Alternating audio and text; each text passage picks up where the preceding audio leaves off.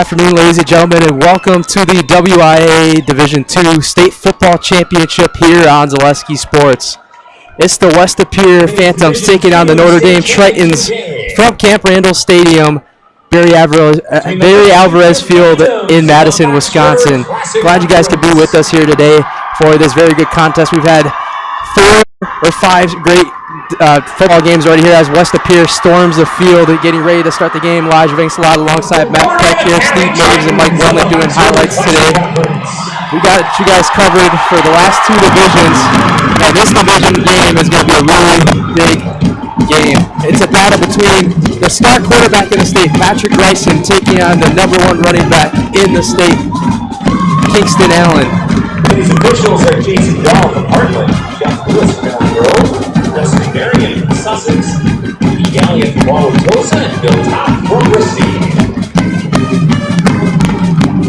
The West of Pere Phantoms are coached by Chris Gryson. They are 13-0 in the season. Their signature wins coming via Bayport, 48-45 on that killer comeback win, and Pulaski 2 times, and they've also beat Homestead last week at the buzzer at the end of that game. Some of the keys to win for the West of Pere Phantoms is letting Gryson cook, distributing to all his weapons, protect the pocket, slow down Kingston Allen, and win early on early downs on Kingston Allen and force Notre Dame into passing situations. Meanwhile, on the other side for Notre Dame, they're head coached by Mark Rader. They are 13-0 on the year. Their signature wins coming from Kaukauna 27-20, De Pere 42-30, and their most big identity is they have the most dominant running back in the state.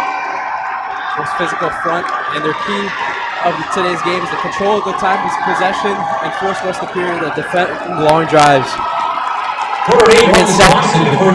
West of Pere deferred for the second half, so Notre Dame deferred for the second half, so they're going to kick it off to start this one. Judea Niskern getting ready to return it for West of Pere.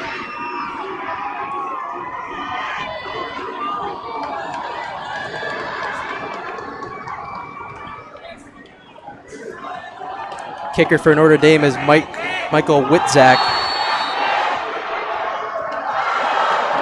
And the kick is away, and we are underway in the Division II State Championship game. It'll be returned by one of the wide receivers. Let's see if I have it on there. That was number 1 on the return for Kanan Strong. Return for West of Pere, and here comes the passing offense out on the field for West of Pere. Their starting lineups today for West of Pere, there's quarterback Patrick Gryson, running back Ryan Lutz, fullback Brody Bainey, wide receiver Judea Niskern, wide receiver Lynn Kibbe, wide receiver Darian Acevedo Ortiz, and their offensive tackles Sam Schmidt, Sawyer Hintz, Kadron Diaz, Matthew Scheider, and Provost. There's the first carry of the game up the middle, and a big run out to the 45-yard line. At the 45-yard line, Ryan Lutz with a 30-yard rush to start the game, and Gryson, they're going into that spread look in the pistol formation. Gryson gets a snap. He's going to hand it off to Lutz again. Lutz cutting to the left side, breaks a tackle. Lutz gets about 8 yards on the carry. Ryan Lutz, the ball carrier, tackled by Jonah Marzek. Set up second down and 2 for Notre Dame 38. This West of Pere team not shy of scoring points. They scored 70, 42, 42, and 35 in the 4 levels of the WIAA football playoffs. As Gryson goes in the shotgun now with the motion man. Gryson drops back the pass, going to do a quick slot route. Pass is caught on the left side to his wide receiver, Darian Acevedo Ortiz, who comes into this game with 506 receiving yards and a first down for the Phantoms. The balls are going to be set up at around the left hash mark at the 34-yard line of Notre Dame's. Patrick Gryson going to drop back to pass. He's rolling around, going to pass it, and it's almost interception, almost overthrown that time. He had pressure coming right at him. He's looking for his target, Judea Niskern, and they weren't able to connect, so it's going to be second down and 10, just over a minute gone by in the first quarter. The defense chance starting early for Notre Dame's fans. Gryson back in the shotgun, a running back motion to the right. Looking around, has pressure coming. Grayson has to make a move out of it. He's going to roll to his left, juke a man out, cut back inside. And he'll get about 2 to 3 yards on the run on the quarterback keeper. So it'll be a 3rd down and medium coming up for West Pier. Pick up of 3, they're going to call it. 3rd and 7. They're down in 7 now from the Notre Dame 31-yard line. Grayson has 2 wide receivers on the left, 2 on the right with the tailback in the backfield with him, Lutz. Grayson dropping back to pass, has pressure, scrolls to his right, has a wide open man. The pass is caught.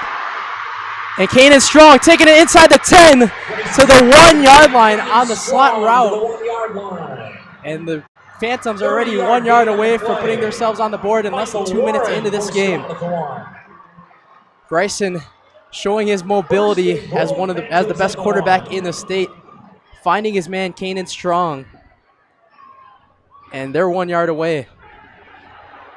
They're gonna sub out Kanan Strong and check in Braylon Stagel as they go back in the pistol formation. Lutz behind him. Grayson hands it off. Lutz, touchdown, West Pier. First blood goes to the Phantoms, and a 1 yard rushing touchdown by Brian Lutz. Good start for the West Pier Phantoms, and they are really flying high here, coached by Chris Grayson, as they're going to attempt the extra point now. 6-0, West Pier leads. Maverick Lore for the extra point. Maverick Lore will attempt the extra point. He's 64 of 70 on the year for extra points, and the kick is up, and it's good. 7-0, West Pier leads. Ryan Lutz with a touchdown puts them up 7-0, 10:06. We'll take a game break here and be right back with you. Division II State WIAA football on Zaleski Sports, coming right back after this.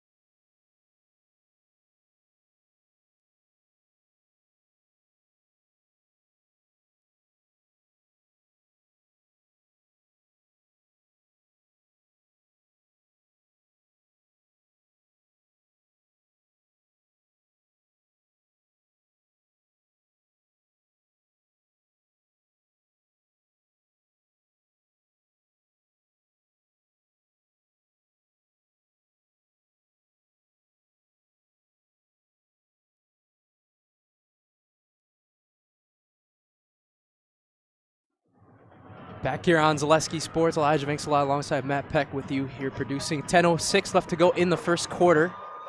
7-0 West Pier leads via a 1 yard rushing touchdown from Ryan Lutz. That set up a big tempo spread drive and a quick scoring drive. A 1 minute 54-second drive that ended up in a big touchdown. Patrick Grayson off to a really good start for the Phantoms. So now Notre Dame will get a chance with Kingston Allen, their running back, as they're going to kick it off, and we are away Be returned about the 8-yard line, cutting around to the 20. And he runs into a couple defenders around the 27, 28-yard line, and that's where Notre Dame and Mike Rader's squad will start off on offense, led by the phenom running back, Kingston Allen. Be sure to check out boundwisconsin.com for score, standings, stats, and written content throughout the week. I get my stats from www.boundwisconsin.com, and you can too. So 1st and 10 from the 29-yard line, they're going to mark it. The quarterback for the Notre Dame Tritons is Max Pierce. He'll start off under center in the I formation, a wide receiver on the left and one on the right. Allen, he's going to cut through some tackles here. Breaks 2. He's making man miss. He's going to the 50 already. And he's going to be cut outside around the 48 of West Appear. Called a gain of 23 yards. Kingston Allen evading 2 tackles. Just went right through number 23, David DeLeon. Starters for Notre Dame. We'll say it after this play, but it's been a lot of tempo so far for the Tritons and the Phantoms. That's why we're going to see probably a shootout today, with the best quarterback and best running back in the state. Pierce under center. Well, wide receiver on the left, one on the right. They spread it out with 2 tight ends. Pierce going to hand it off to Allen again, cutting the left side past the line of scrimmage, and he'll bounce forward and get tackled around the 46-yard line. Called a gain of 2 on the play.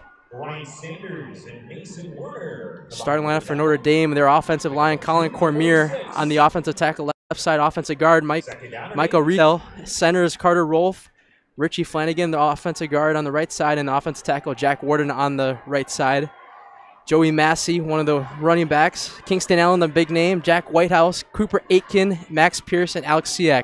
2nd down and 8. Kingston Allen gets railed down by number 6, Gerard Ricassi that time, right away from on this line of scrimmage. He's going to get no gain on the play. 3rd down and 8 coming up for the Notre Dame Tritons. So now you come into a situation now where if you're Notre Dame, Max Pierce, only 46 of 72 on the year passing, 880 passing yards on the year. And a big 3rd down and 8.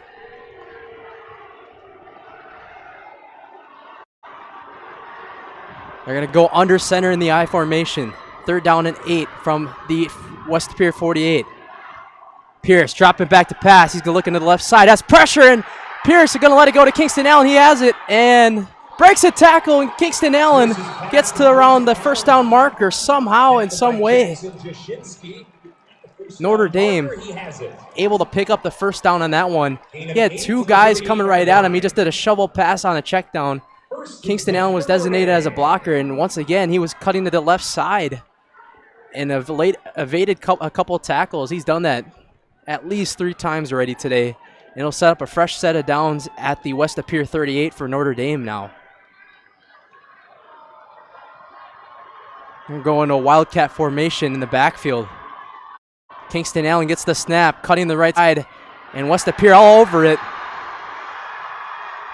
That's number 33 right there, Quinn Clark. And yeah, that was Quinn Clark on the tackle that time. Starting lineups on defense for West Pier: Jackson Jashinsky, Carter Seaborn, Gerard Ricassi in the defensive edge rushers. The nose guard, Orion Sanders, Laliwa Delgado, left linebacker, Braylon Stagel, and Ethan Collar, the other linebackers, Nolan Sell and David DeLeon, as well as Cooper Borowitz and Mason Werner. They're going to hand it off to Kingston Allen again on 2nd down and 11. He'll just push it up the middle, and they'll push for about 3 or 4 yards. West Pierce sideline was signaling for a fumble right there. They were pointing the other way. As right now, Notre Dame facing the north end zone, facing the student section here at Camp Randall Stadium. Still 7-0. And the first drive for Notre Dame in another 3rd down situation. The last time they came up, it was a 3rd down and 8. And they were able to execute it with the pressure coming. They're going to go back into the Wildcat formation with a wide receiver on the left, one on the right. Allen in the backfield. Allen gets the direct snap. West Pier bringing some pressure. He's going to carry it up the middle and just plow forward for a 1st down and get to around the 4-yard line at West Appear, and Kingston Allen, it's been all him. His stats on the season. You ready for this? He's got 49 rushing touchdowns on the year, so this is why he's the best running back in the state. He has been everywhere so far this season for the Tritons. To make it 3,200 rushing yards too. So this is, they're going to always run it on first and second down, most likely. So unless they're down. West Appear, or Notre Dame with the ball on West Appear's 24. Go back under center. Going to hand it off to Kingston Allen that left side. Breaking a couple of tackles again to past the 20-yard line, and he gets us to around the 17-yard line. Called a gain of 5, picking up half of the line to gain. Kingston Allen, he's just, it's like in Madden where you're juking everybody out, and he's just everywhere on the field, just trying to evade tackles and trying to get in the end zone as the ultimate goal. So 2nd down and 4, they're going to call it from West Appear's 18-yard line. Looks like they're going to go back into a wildcat formation again with another tailback to the side of Kingston Allen. Allen going to keep it himself. They're just going to block for him. Gets blockers, gets past the first down marker at the 10, and gets tackled around the 9-yard line for West Appear. It'll be 1st and goal coming up for the Tritons. And so far, that offensive front with Cormier, Retail, Wolf, Flanagan, Ward, and Massey has been unbelievable so far for Notre Dame, just being able to block it any side that Kingston Allen goes to. As now they will set up a 1st and goal at the 9-yard line. 5 minutes left to go in the first quarter. They're going to hand it off again to Kingston Allen. Allen breaking a tackle on the right side. Allen cutting to the right. He's going to be in for a Notre Dame touchdown. Kingston Allen with his 50th touchdown of the year. Just unreal stuff from an unreal player.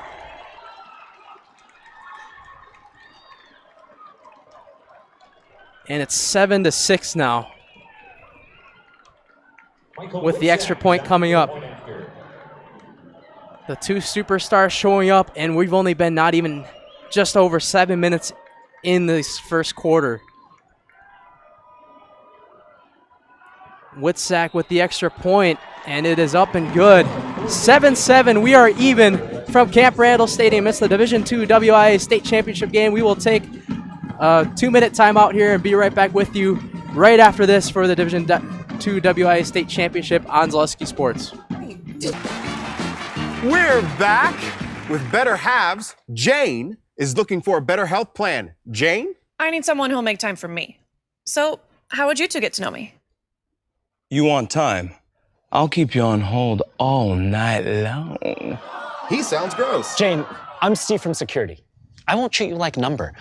I've got award-winning service and coverage made just for you. Now that's better.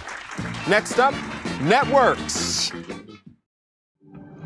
Back here on Zaleski Sports, Elijah Vincelada alongside Matt Peck with you here from Camp Randall Stadium in Madison, Wisconsin for the WIAA Division II State Football Championship. There's only 2 more games left of fall season, and then this one's over. Both teams have already got a possession in this game, and both teams have scored right away. It was a rushing touchdown for Ryan Lutz, if you're just joining us, a 1-yard rushing touchdown to open it up, and then Kingston Allen, out of all people, he received his 50th touchdown of the year rushing. He's already at 8 rushing attempts, 58 rushing yards, and 1 touchdown in the night, with his long being 23 yards per carry. Max Pierce has only thrown once tonight. Like I said, he doesn't hit a lot, but both defenses, I think it's going to be a long night for both of them. I know they practiced it a lot, but they had to be ready for Kingston Allen. Patrick Grayson, speaking of Patrick Grayson, the best quarterback in the state, he has 2 for 3 passing with 34 passing yards. So we're getting set for kickoff now as they come back from the TV timeout. Before the kickoff, just like these players bring their best to the field, Ridgetop Exteriors brings top-tier performance to your home. Roofing, siding, windows, and doors, Ridgetop Exteriors has the winning strategy to protect your home. Visit ridgetopexteriors.com. Notre Dame set to kick it off once again. Judea Niskern once again on the special teams. It'll be him.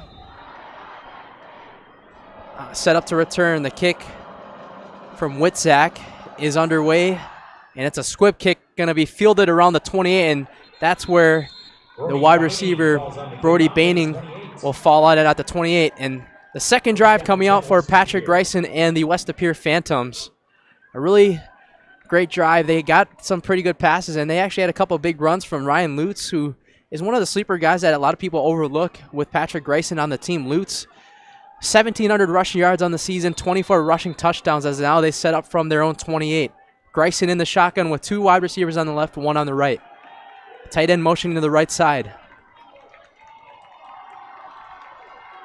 Greisen going to roll to the left. Lutz going to block. He's going to have a man on the slant route, and he's got him at the 40. Going to be taking it down around the 46-yard of West Appear. And the pass was caught by Judea Niskern, the #1 target for Patrick Greisen, his comfortable man, as they move the chains back into the spread format. They're going into pistol formation now.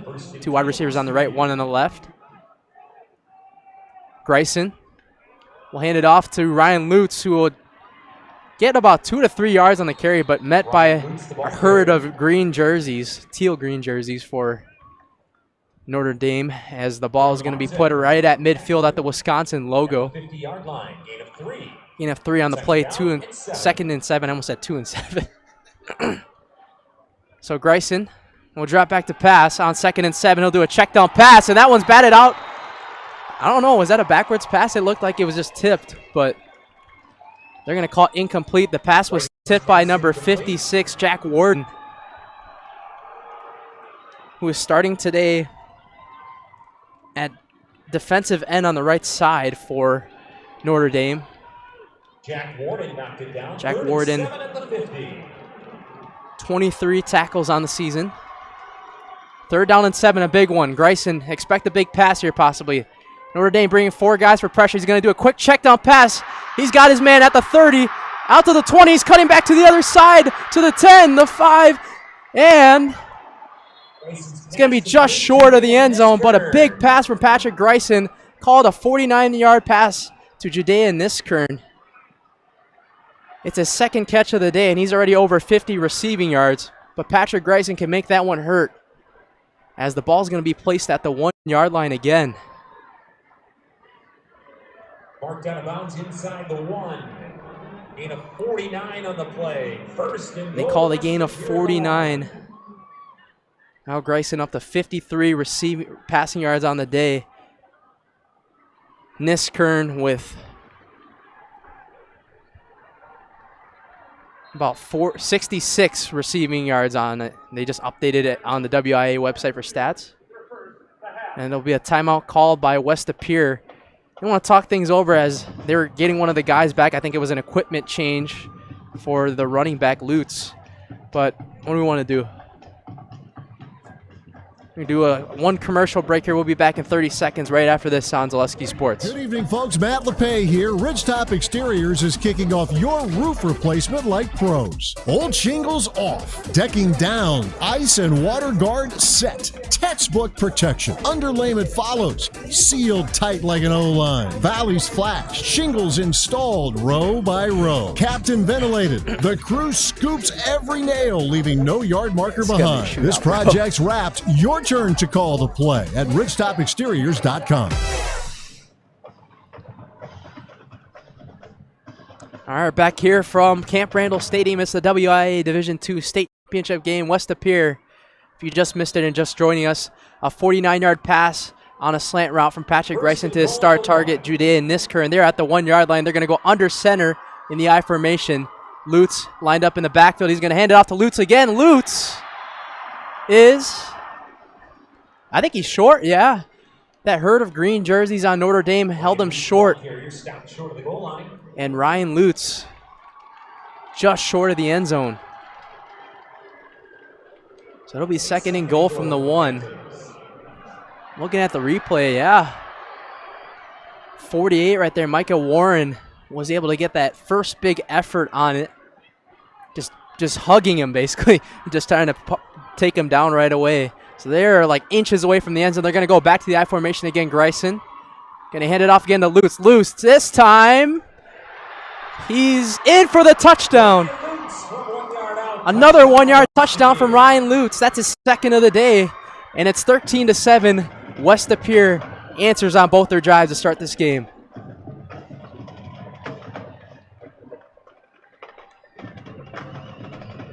This game has a shootout in the making, and we have only been about 9 minutes into this one.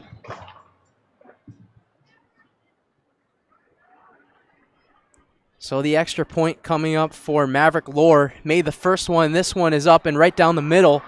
14-7. A big play pass from Patrick Greisen to Judea Niskern sets up a big touchdown and puts West De Pere up by 7 again to set up a 1-yard rushing touchdown to Ryan Lutz. We'll take another game break and step aside and be right back right after this. These messages on Zaleski Sports. Hey, Fleet Farm fans, you asked, we listened. You wanted lower prices? You got them. In-store, online. We drop prices everywhere. Lower prices on summer favorites like Liquid Pool Shock, Griller's Gold Barbecue Pellets, and Airhead Towables. Lower prices on big-name pet care like Purina Tidy Cats. Lower prices on Valvoline motor oils. All because you said so. Look for the bright green price drop signs to find new lower prices on everything you need for everyday life. Only at Fleet Farm.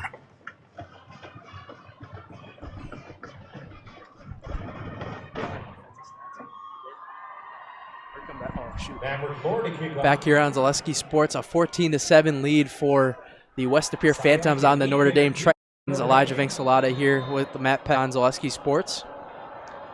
3:12 left to go as Lohr going to kick it away, and it'll be fielded around the 2-yard line by Morgan Mertens. Mertens returns it at the 20, cuts back inside to the 22, 23, and is tackled at the 24-yard line. That's where Kingston Allen and the Notre Dame Tritons will set up for their second drive. So we started off this game, both teams scored first, and then right after that on the second drive, West De Pere answers. Let's see if Notre Dame could have that next counter punch and swing right back at them and to tie this game right back again. It was a 63-yard rushing drive for the Phantoms as they start in the Wildcat from their own 24-yard line. Or no, they're back under center with Max Pierce, with a fullback right behind him, and Kingston Allen right behind as well. Kingston Allen going to get tackled and met right away. One of the left tackles' defensive assignment was missed right there. Harrison Seaborn right there on the big tackle. And he'll stay at the line of scrimmage right there. Kingston Allen looked like he was trying to do that same move he was doing all night long, just bouncing off of tackles.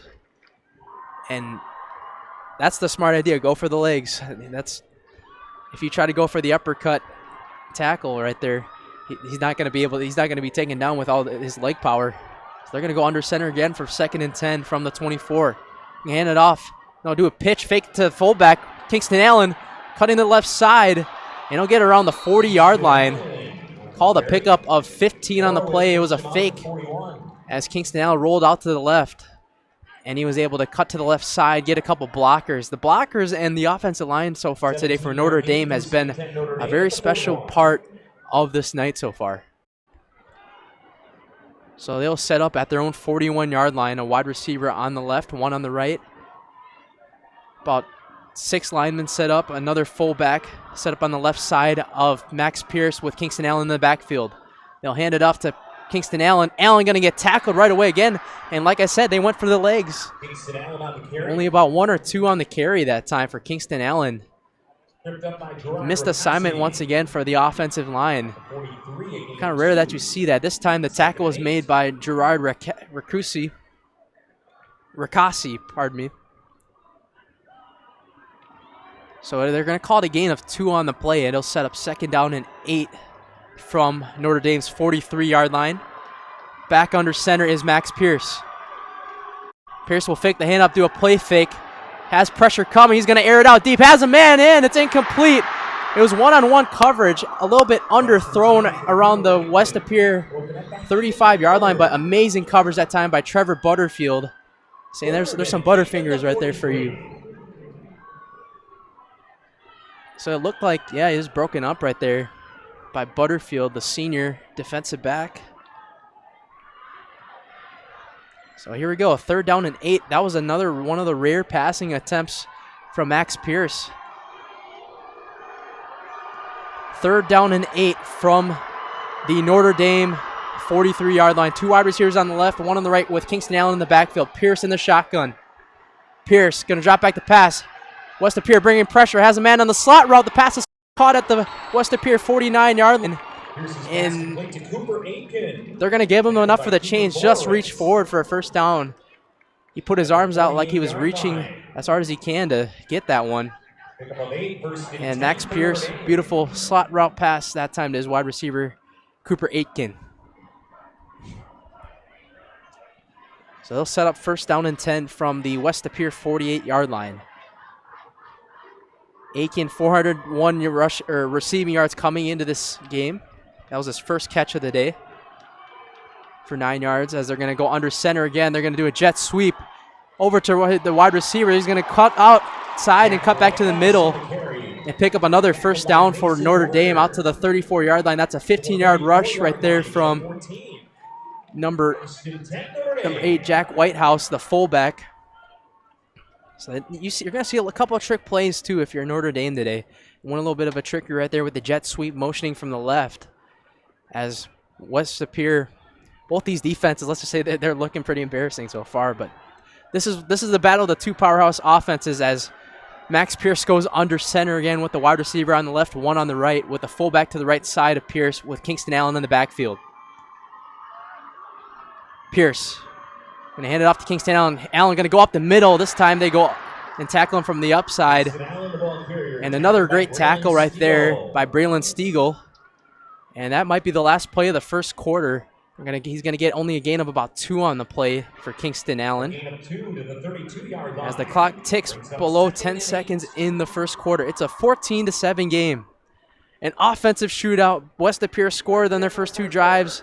Notre Dame on their first drive as well. And they're looking to punch their ticket to the goal ball. And we will come back with the 2nd quarter right after this on Zaleski Sports. From humble beginnings in 1904, the Wheatrick family has grown Grassland Dairy Products into one of the largest processors of butter in the nation. Based in Greenwood, Wisconsin, the family and its hundreds of employees continue their pursuit of providing high-quality products that can proudly be served in restaurants and homes across America. Get more sales, more customers, more employees, more community support. Let Zaleski Sports help you today.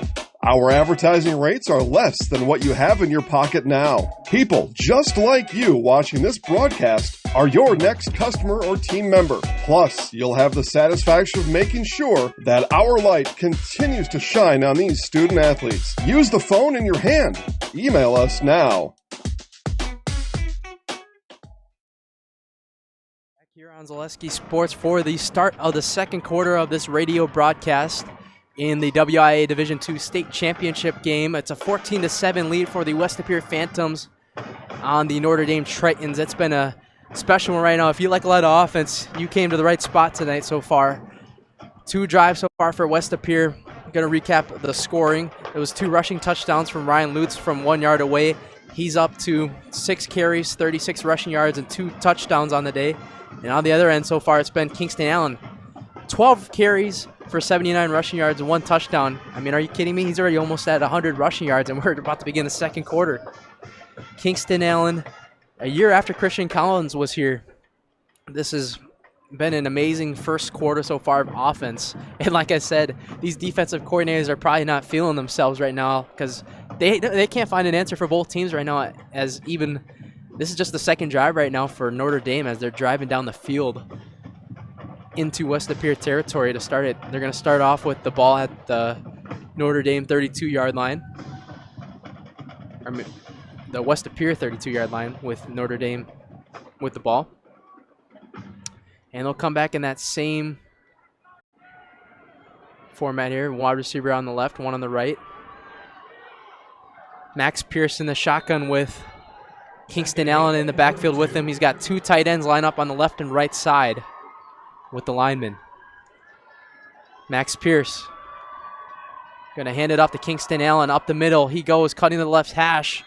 Going to get past the line of scrimmage and get about a gain of 3 or 4 on the play.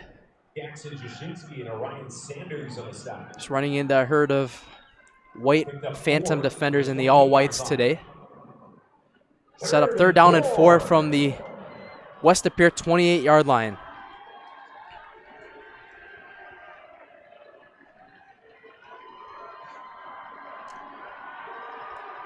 Crowd making noise on the West De Pere side. They got thunder sticks in the crowd, orange thunder sticks. Kingston Allen in the Wildcat formation. Allen going to cut to the left. He's got room to run. He's dangerous. He's got one man to beat. He's going to take it all the way for a Notre Dame touchdown. 28-yard rushing touchdown from Kingston Allen, and he has surpassed over 100 rushing yards on the day already, and we are only a minute into the second quarter.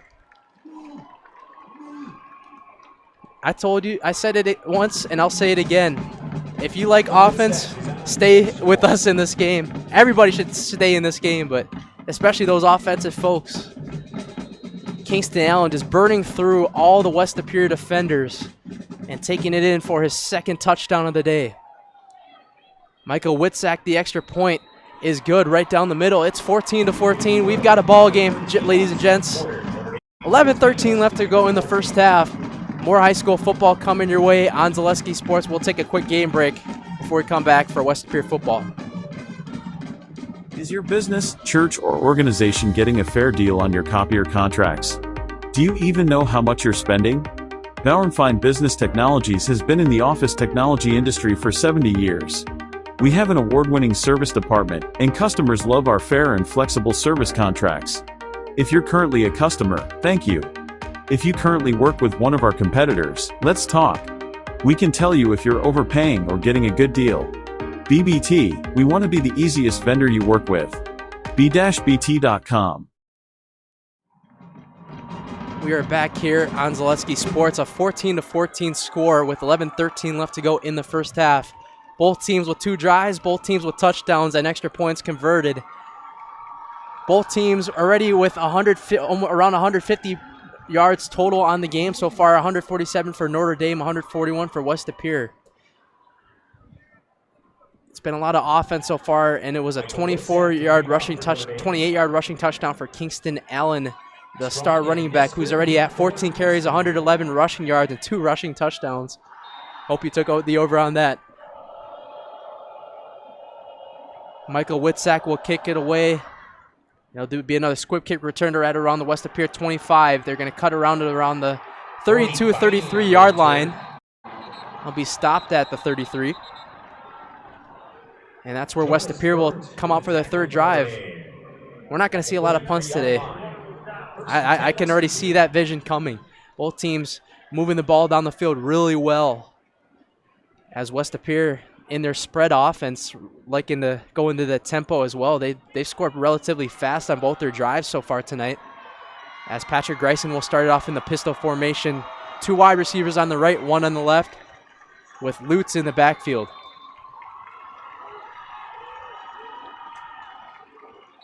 There's going to be a penalty on the play. It's going to be a false start on West De Pere, a little cha-cha on the West De Pere front.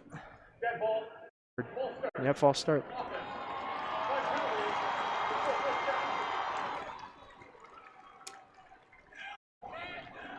And the You Can't Do chant's coming out for the West De Pere fans. So it'll be 1st and 15 from the West De Pere 28-yard line. Greisen going to go back in the backfield in the shotgun formation with a tailback on both his sides. 2 wide receivers on the right, 1 on the left. He's motioning Kanan on the right side. He's going to do a check down to him. Has 1 blocker, and he breaks through the tackle at the 35-yard line, cutting to the 36, 37-yard line. Kanan Strong on the reception right there. It's a good idea on the check down pass, having 2 running backs in the backfield, 1 to block just in case. But I would have added another wide receiver on that left side.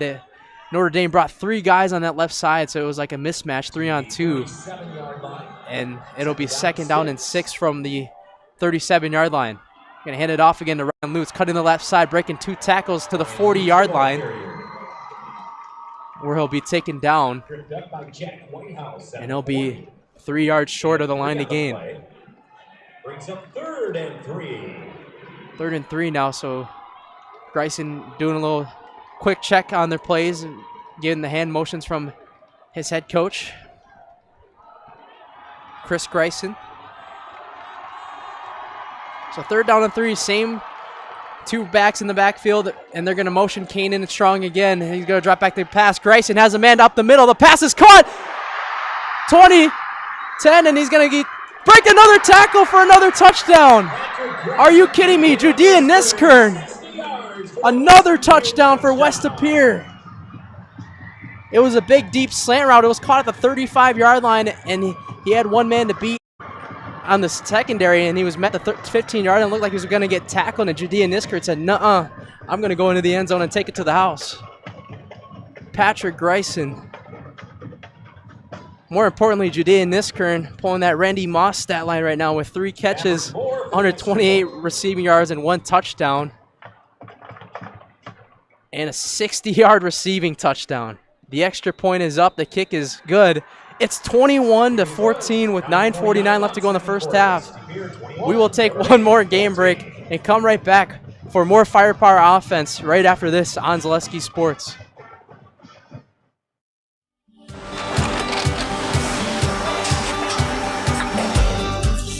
Good day. My name is Ken Hyman, and welcome to Nasonville Dairy here in central Wisconsin, Marshfield, Wisconsin, as a matter of fact.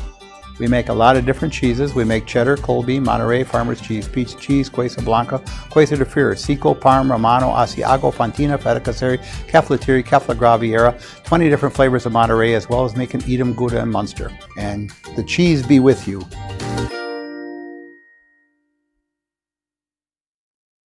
Chili Implement, located just west of Marshfield, is your local Kubota dealer in central Wisconsin. They have it all, including farm tractors and the best-selling and #1 rated in durability and owner experience Kubota Compact Do-It-All tractors. And don't forget the versatile Kubota RTV utility vehicles, along with Kubota zero-turn mowers for the best lawn care equipment. Get them all at Chili Implement. Chili Implement is open Monday through Saturday. Call us or visit our website at chiliimplement.com. Greisen's already at 200 passing yards, almost. Back here on Zaleski Sports for the start, or not start of the second quarter. 3 minutes into the second quarter, a 21-14 West Appear lead on Notre Dame. And honestly, at this point, Matt Beck, I know you're not on the mic, but Mike Wendland said he has a point. Whoever gets to stop first is probably going to win this game, because no defensive answer so far in this game on that 60-yard passing touchdown from Patrick Greisen to his wide receiver, Judean Niskern. 60-yard receiving touchdown right there as the commercial break's coming back. While we're coming back, though, we'll visit one of our sponsors tonight. Mutual Wausau Insurance, protect homes, farms, and businesses since 1875. Visit mutualwausau.com to find an agent near you. So now Notre Dame has a chance to counterattack and try to tie this game up again. They, keep in mind, they've had 2 drives so far, and they've scored on both their drives pretty easily with Kingston Allen. It's the battle of Greisen, Niskern, and Kingston Allen. I almost said Keegan Allen. So with 9:49 left to go, we might be at a 35-28 game at halftime at this rate. So Maverick Lore will kick it away. Notre Dame has 2 guys lined up around the 15-yard line of Notre Dame's, as Lore will kick it away. And it'll be returned at the 15-yard line, cutting around to the middle of the field at the 35-40, the 45-50, and he'll be tackled at midfield. Almost saved a touchdown right there. That was Cooper Aitken that time, as we almost had a house call right off the bat. That's just the way this game's been going, folks. Everything has been going right so far for both teams offensively. But like I said, this is probably a defensive coordinator's nightmares today on both sides of the field. So the ball will start right at midfield exactly, as Max Pierce will come out and start under center with Kingston Allen in the backfield, a fullback right behind him, 2 wide receivers on the right. 5 guys coming for pressure. We're going to hand it off Kingston Allen on that left side. He just cuts forward and dives forward on the right side of the hash. Get about 3 to 4 yards on the carry. To the 46. Second down and 6. Second down and 6 from the West De Pere 46. Patrick Grayson up to 6 for 8 on the day, passing 171 passing yards, 1 passing touchdown. Keegan Allen, 115 rushing yards now. We might have to check some state record books today. 3 wide receivers on the left, none on the right. Kingston Allen in the backfield with Max Pierce on the shotgun. They're going to hand it off to him up the middle. And he'll take it around the 41-yard line where he's going to be met just a yard short of the first down marker. Delgado, the first one there for the Phantoms. Delgado was there on the tackle for the Phantoms. Marked at 42. They're going to call him actually about 3 yards short. So 3rd down and 2 from the West De Pere 42-yard line. I think you go with something like an inside zone right here with Kingston Allen.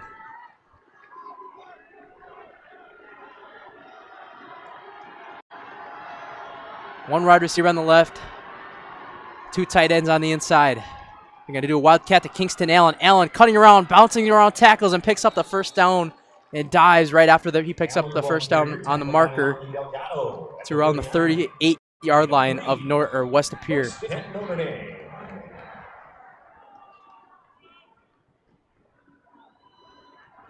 First and 10, Notre Dame.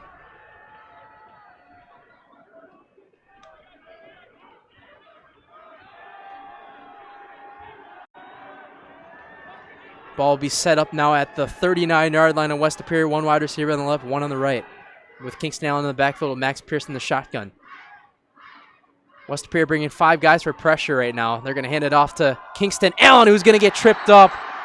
He's been a busy man all day. It's number 11, Braylon Stiegel.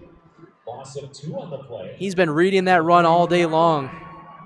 Hasn't really mattered at the end of the day because Kingston Allen's still been able to elude him somehow. But that time he was able to be met by his match. And a big day so far on defense for Stiegel on West De Pere. Just came in on like the pass rush or on the rush right there. Read it really well. So 2nd down and 12, a loss of 2 on the play.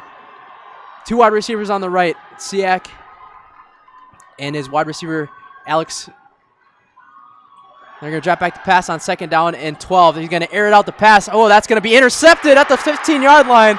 It was overthrown, and it was thrown into triple coverage and picked off by number 7 that time. And there's our first stop, Matt Peck. The interception was made by number 7, Ethan Collar, the senior defensive back. Will stay here. But Max Pierce, he had pressure coming at him, and he just threw it right into triple coverage. It looked like they were on the same page right there. It was a slant route, his wide receiver, Siak, and he wasn't able to make the play. And they weren't on the same page, and it was thrown right up the middle. He was kind of like on that left side of the hash. So now West De Pere will come back out and take over. Grayson will drop back the pass at their own 15-yard line. It'll be caught out their right side at around the 20. And he stopped out of bounds as the pass was caught that time by 2nd and 6. Chase Kerrigan. Or, pardon me, number 86, Colton Nunes, the junior, for a gain about 4. West De Pere moved the ball down the field really easily so far. The big man so far, Judea Niskern. Going to drop back the pass. He has Niskern up the middle, wide open at the 30-yard line, cutting around to the 35 and diving at the 36, 37-yard line, where they'll pick up another first down. Something to watch out for once again. They like to run that spread offense. 1st and 10 from West De Pere's 38. 2 wide receivers on the left, 1 on the right. They're going to do a check down pass, a screen pass on the right side to Niskern again. And the play was blown up. 1-on-2 coverage. Notre Dame won that battle with the 2-on-1. Gain of 1 on the play. 2nd down and 9. 2nd down 9 from the 39-yard line of West De Pere.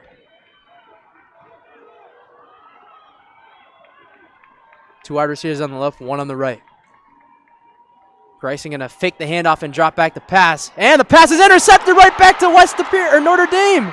Oh my goodness! That pass was underthrown heavily that time and tipped off by number 48. That was Micah Warren right there. The pass was tipped. Tipped by number 88, Joey Massey, to set up the interception by Micah Warren. And both teams are even now with the interceptions. And Notre Dame's going to get the ball right back on West Appear's 30-yard line. So now they have a chance to tie the game once again. They're going to start off under center now. Going to hand it off to Kingston Allen up the middle. Allen cutting through some tackles down to the 25, 26-yard line. He'll get a gain of 4 on the play. Substitutions coming in for the Tritons. This is going to be that type of game where everything that one of these teams does, the other team's going to match it. Like every team scored a touchdown and Notre Dame throws an interception. Of course, West Appear has to match it up with another one too. Under center again, they're going to hand off to Kingston Allen. Allen going to cut through some tackles. He picks up the first down past the 20 on the inside zone route. Inside the red zone of the 19-yard line.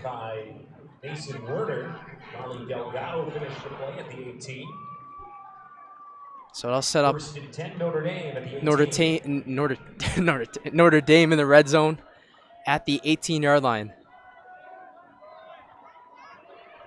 You would think, like, with the score we have already, it feels like we're almost at halftime, but we're still in the first quarter, folks. This is crazy stuff so far today. First down and 10 from the 19-yard line. One wide receiver on the left, one on the right with 2 tight ends. Kingston Allen in the backfield. Max Pierce under center. Pierce going to hand it off to Allen, cutting the right side, has room to run. Has couple of guys to beat, and get about a gain of 8 to 9 yards on the carry.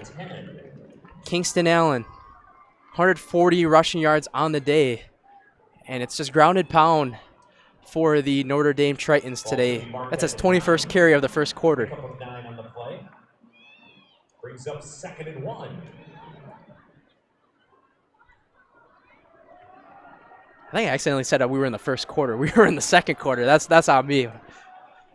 It felt like we were going by so fast with the score as they're going to hand it off to Kingston Allen again up the middle. He'll pick up the first down to the 5-yard line. And it'll be 1st and goal for the Tritons. 1st and goal from the 6 coming up for the Tritons. Notre Dame trying to match West Appear's energy once again with another touchdown.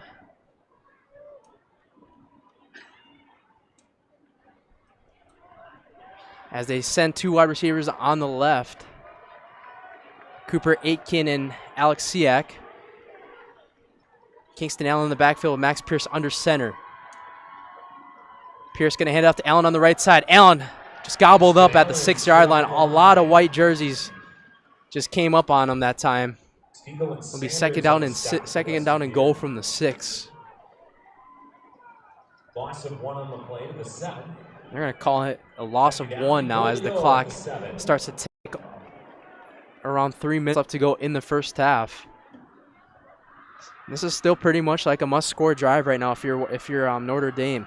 Got to try to continue to match the energy. Notre Dame gets the ball to start the second half too. We're going to go back into the Wildcat. Kingston Allen rolling on the left side, has blockers. Allen bouncing through the 2. And he'll get down to around the 1-yard line. Allen, the ball carrier, tackled by David De Leon at the 2. And so now it'll be a 3rd down and goal from the 2. Gain of 5 on the play. Wants to appear up to 236 yards on the days now. Notre Dame up to 184 rushing yards total on the day. Hopefully everybody took the over on all that. If there was a bet on that.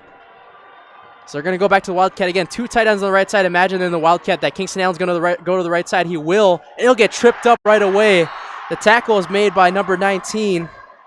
That time it was Jake Rodwald on the tackle right there for West Appear.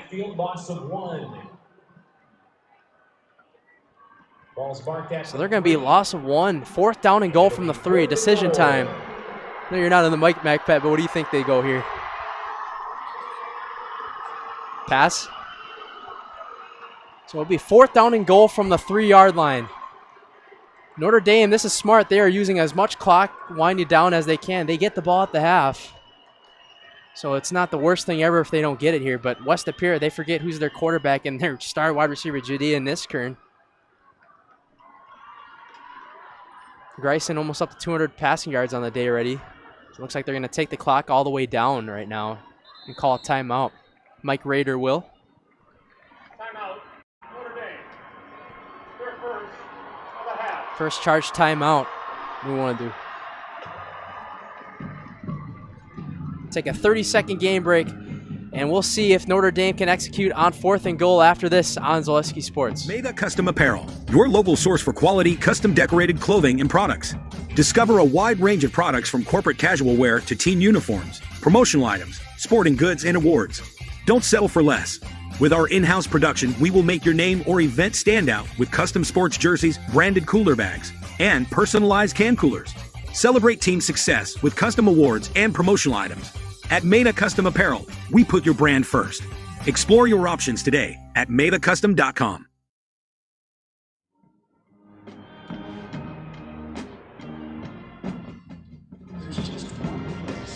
Back here on Zaleski Sports, 4th down and goal coming up. A timeout was called by Notre Dame to talk things over with the play.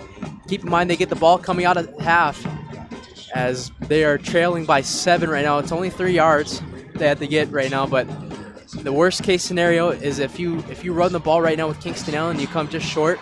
West Appear is going to have to go 90, 96, 97 yards down the field to try to score before the half. But with the offense that West Appear has and their explosiveness, I wouldn't be surprised if they would actually have that possibility, as Patrick Grayson surpassed over 100 career passing touchdowns to set the state record this year.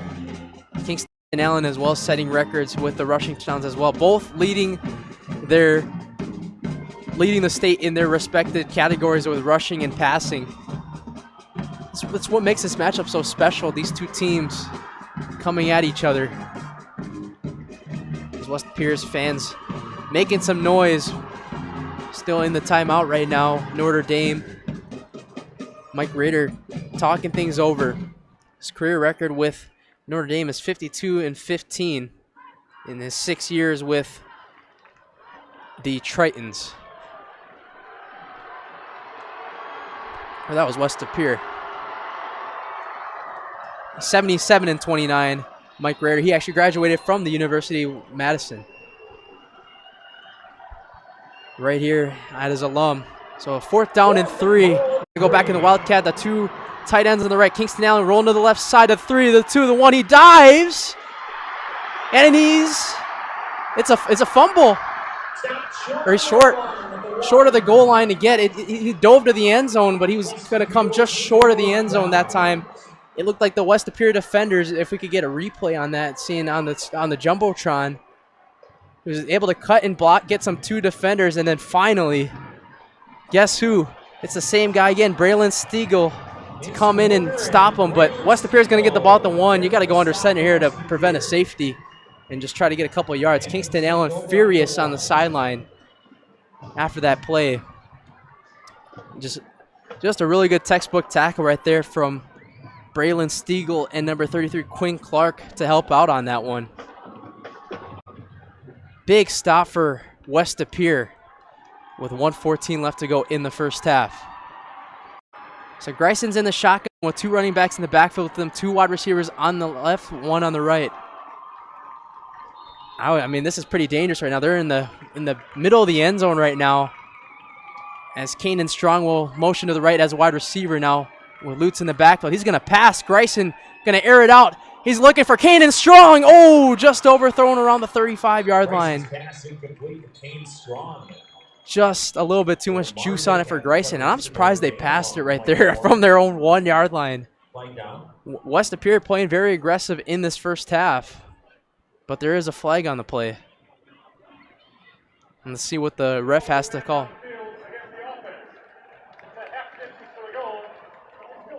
Well, I know it was on what's legal man downfield, and they're going to have to go half the distance to the goal. So you're backed up to the absolute, closest spot to the end zone right now, as it looks like Greison's still going to line up in the shotgun formation. 2 wide receivers on the left, 1 on the right. Notre Dame playing a zone right now in the spread offense. Notre Dame's going to decline the penalty and take a second down. Wouldn't really matter that much anyways because they were pinned down at the 1 yard line. So it'll be 2nd down and 10. They want to possibly have a chance at getting the ball before the half. Greison in the pistol formation. He's just going to hand it off to the left side. Gets out of the end zone, and Lutz stopped at the 1. And let's see if Notre Dame will use any timeouts right now. It looks like they won't for now. It'll be 3rd down and 9. And I would imagine if they're not going to call a timeout, West Appear, and maybe finally now, a timeout for Notre Dame.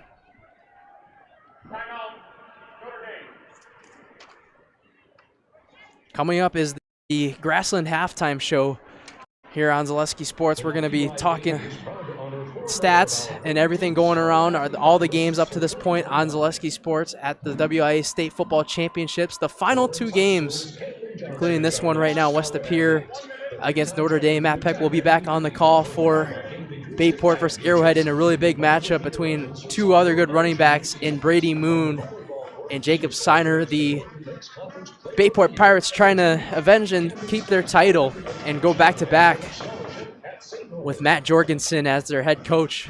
They ran through a lot of good teams this year, Bayport. Franklin, Muskego, Greenfield. I mean, no, that was these guys. Notre Dame beat those guys. I don't know why I keep thinking that. Bayport had to play Milwaukee Reagan in level 2. Matt Peck tells me it's a trap game. Oh. 3rd down and 9. And now as West Appear's offense trots back on the field, I would imagine got a little bit of breathing room now as the ball is spotted at the 2 yard line. Greison's still lined up in the shotgun at the end in the end zone for Wisconsin.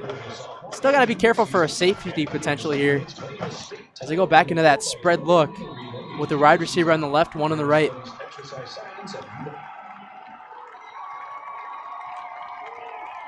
We're in motion, Judean Nisker into the right. Greison going to drop back the pass on 3rd and 9. Greison rolling around, has pressure coming. He's going to pass it, and it's incomplete. It was intended to his wide receiver, number 17, Landon Kibbe. Just went off his arms that time. So now this is a very dangerous punt coming up right now. Patrick Greison, their punter, just went through his arms. Kind of a Green Bay Packers move right there. He had him right there for Kibbe on a curl route at the 15 yard line. He just couldn't execute. So now, I mean, Greison, he's all the way back in the back of the end zone right now. And this is going to be short field. So if this gets blocked, this would be crazy. Oh, he's going to pass it a fake. The pass is caught at the 15. They have room to run the 30, the 35, 40, and he's going to be taken down in the trickery for West Appear on the fake punt. Gutsy play as the pass was caught to number 30, Garrett Apps. So trickery for West Appear, playing chess. Patrick Greison, their punter, is also their quarterback, so it was wide open too. And they're going to set up now at the 37 yard line. West Appear with 3 wide receivers on the left, 1 on the right. Greison looking to pass, just a quick check down pass at the 40 yard line, getting out of bounds at the 42. That's a crazy play call right there. A 4th down and 9 from the 1 yard line, and you fake punt it. Gutsy play call from Chris Greison. Those are the types of plays that win you championships, so in this stage of the year. Greison from the 41 yard line drops back to pass. He's looking kind of deep at midfield. Oh, what a catch by the tight end, Colton Newens. And they're going to say incomplete now. I think it just went out of his hands as he was falling down. But that was a heck of an effort as Greison was. Yeah, he just went down. As he went down, that ball just kind of fell out as he was going down on the field. Yeah, I just didn't have it secured enough. So it'll be a 3rd down and 6 from West Appear's own 41 yard line. 3 wide receivers lined up on the left, 1 on the right, with the tailback in the right backfield with Greison. Greison drops back. Going to air it out. He's just going to do a screen pass to the left side, and he's not going to pick up the first down to Ryan Lutz. Cutting outside, out of bounds with 14 seconds left. He's not going to pick up anything. So another fourth down, West De Pere, and now with 14 seconds left on their own 42, there's no way they do it twice, right? They fake punt it again. It looks like they're going to go for it on 4th down and 5. Not the most terrible decision, but unless they're going to try to get them to draw off sides, 4th down and 5, and they are going to go with 2 wide receivers on the left, 1 on the right. The pass is tipped, and it's a turnover on downs. Notre Dame's going to get the ball with 10 seconds left in West De Pere's territory. In my opinion, you should still kneel it, but you never know. I mean, you got to try to keep up pace with this West De Pere team who's been all over on the offensive end tonight. So Notre Dame will take over from West De Pere's 42. And what has been a crazy game so far from Camp Randall Stadium in the Division II WIAA State Championship. Got a lot to recap for the Grassland halftime show, with a lot of scores and a lot of turnovers as of late. Specifically the turnover on downs. So they're not going to go in that knee formation right now as Max Pierce rolling out in the shotgun. 2 wide receivers on the left, 1 on the right with Kingston Allen in the backfield from their 42. Kingston Allen signaling out to be a wide receiver now. Max Pierce could run it out to the 40 to the 35-30, keeping it himself on a quarterback keeper, getting out of bounds at the West De Pere 26-yard line with 3 seconds left to go. And now at the 26-yard line, Michael Witzak, his longest field goal is 32 yards on the day. I would assume that Notre Dame, since they get the ball at the start of the second half, they're just going to keep the offense on the field and try to take a shot at the end zone. It's reasonable now to try to go to the end zone as a timeout is taken. But, man, we got lots to recap at the halftime break. Infinity Exteriors installing peace of mind roofing, siding, and windows built to last. Saving our communities from unscrupulous contractors, we guarantee quality and trust. So with 3 seconds left, this is going to be an interesting play call from the West De Pere 26 with Notre Dame having the ball. Max Pierce up to 50 passing yards on the day. Kingston Allen at 149 rushing yards, 149 with 26 attempts and 2 rushing touchdowns. Only 2 passes were caught by Kingston, Allen, and Aitken. But I would assume they're going to bring at least 2 to 3 guys out for a pass, unless they try to get him the trick here and run it with Kingston Allen. You never know, but we'll see what happens here with 3 seconds left to go in the first half. Glad you guys are with us here today. Elijah Vengsela alongside Matt Peck with you on the broadcast from the Milwaukee area. What has been a thriller of a game, a thriller of a day so far. A game-winning kicker earlier for Grafton against Reedburg, and now we're in a shootout here in the first half. Max Pierce in the shotgun with 2 wide receivers on the right, none on the left. He's going to drop back to pass, looking to pass up the middle on the slant. The pass is intercepted. Oh, at the 15 to the 25 to 30. Has 1 man to beat, and he's just going to go out of bounds. The pass was intercepted right to the defender that time. That was Max Werner, and that'll end the first half to keep the momentum on the West De Pere side. It's a 21-14 lead for the West De Pere Phantoms on the Notre Dame Tritons. We've got a thriller here on Zaleski Sports. We will come back and recap the game and recap all the other games at the state tournament up to this point and our preview of the Bayport Arrowhead game at halftime. We will come back in about a couple minutes for the Grassland halftime show after this on Zaleski Sports. Looking for a place where everyone feels at home? Welcome to Point Brewery, your family-friendly tap room with something for everyone. From a wide variety of local brews to classic Point sodas for the kids, we've got the perfect pour for everyone. Craving a bite? We've got hot, cheesy Portesi pizzas ready when you are. Whether you're hanging out inside or soaking up the sun in our outdoor beer garden, there's space to unwind. Planning a celebration? Reserve our private event room and make it a gathering to remember. Point Brewery, good times, great taste, all on tap. Need a little therapy?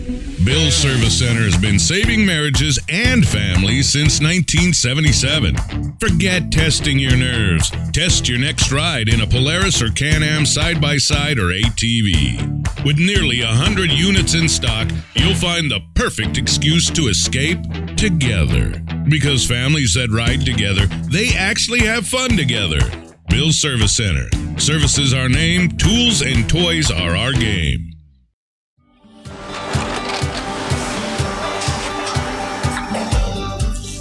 Good day. My name is Ken Hyman, and welcome to Nasonville Dairy here in central Wisconsin, Marshfield, Wisconsin, as a matter of fact.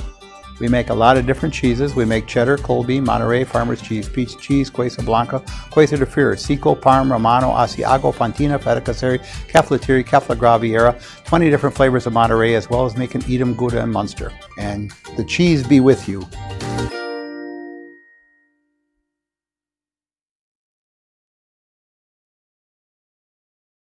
Help us create iron castings the world uses and trusts.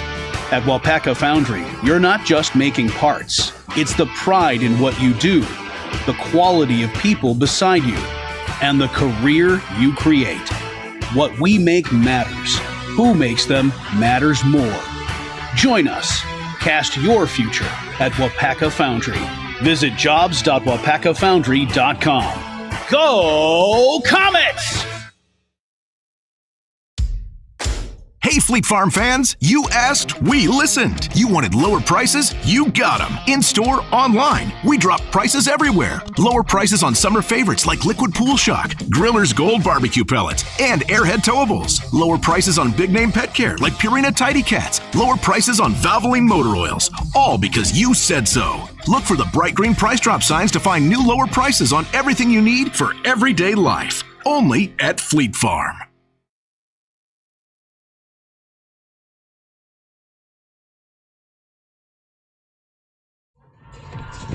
Back here on Zaleski Sports, Elijah Vinks alongside Matt Peck with you here from Camp Randall Stadium at Zaleski Sports. It's been a really great game so far in this first half. 21-14 lead for the West De Pere Phantoms. And now today's halftime report is brought to you by Grassland Butter. Find an exciting and rewarding career opportunities now at grassland.com. So this first half, it's been a very special one to say the least. Patrick Greisen and the West De Pere Phantoms came down the field and scored on their first 3 drives, but Notre Dame has really stopped them lately in the end of the first half. 12 of 19 passing in the first half for Greisen with 234 passing yards.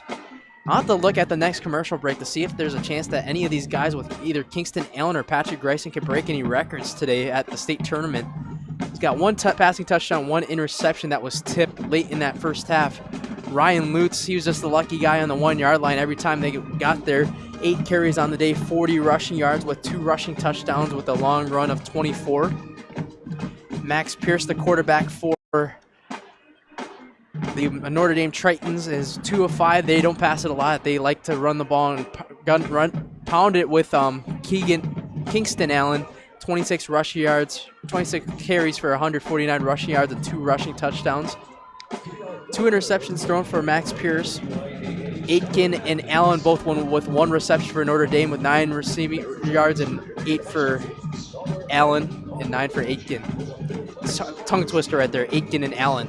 And then the wide receivers for West De Pere, it's Judea Nisker and 5 receptions for 147 receiving yards, 1 receiving touchdown, including that 60-yard pass that set him up 21-14. Kanan Strong, 2 receptions, 39 receiving yards. And Apps with 1 catch and 35 receiving yards on the fake punt from the 1-yard line. Before that, a gutsy play call from Chris Greisen to set them up right there in the big yardage right there. I've never seen that before. Going for it on 4th and 9 from your own 1-yard line and fake punting it. Like that's like I said earlier, those are the plays that win you the state championship. Obviously, this game's far from over, but this has been a very fun treat to have so far in this game. We'll see. I mean, both teams are starting to get stops. We were talking about it on the break that, whoever gets the first stop is going to win this game. Both teams are just turning the ball over like it's nothing at the end of that first half. That first quarter was basically all the scoring. 14-7 run in that first quarter, scoring-wise for West De Pere, and then both teams were even at 7 in that second quarter to end up at 21-14 in that first half. Coming up after this game, Matt Peck will be right back on for Bayport against Arrowhead for the final game of fall sports season, as It'll be a Classic 8 team versus a very great powerhouse team in the FRCC. Are they in the FRCC? No, North or actually, it's right here. Hold on. Fox River Classic.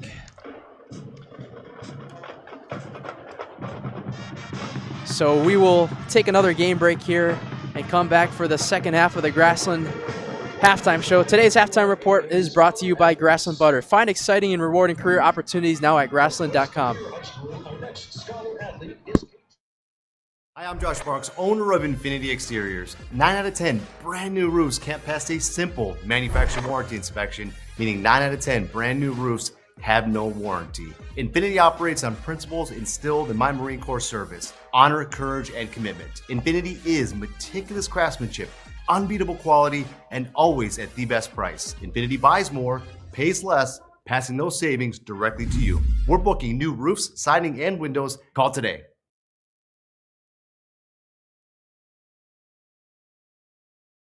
You're tuned in to Better Halves. Mike, what are you looking for? Skip, I'm not getting older. I'm getting better. I still got big plans for my life and my Medicare. I know exactly what you want from Medicare. Same as all the other guys. Me! Hey, Mike, I'm Sheila from Security, and I'm just like you. In fact, I'm from your neighborhood, and I've got a Medicare plan that treats you like you. Did it just get better in here? Wait, did you see this? We gotta go. That's right, Menards 11% rebate ends Thanksgiving Day. Hurry in and wrap up those big projects. Countertops are the center of the home, and Menards carries a great selection, from elegant to everyday options. With durability that can take you from crayons to calculus. Transform everyday spaces into gathering places with countertops from Menards. Now's the time to complete your project. The 11% rebate ends Thanksgiving Day. Save big money at Menards.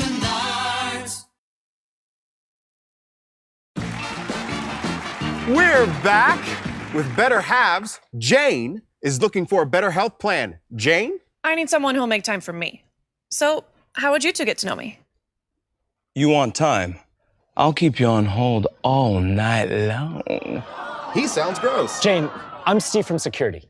I won't treat you like a number. I've got award-winning service and coverage made just for you.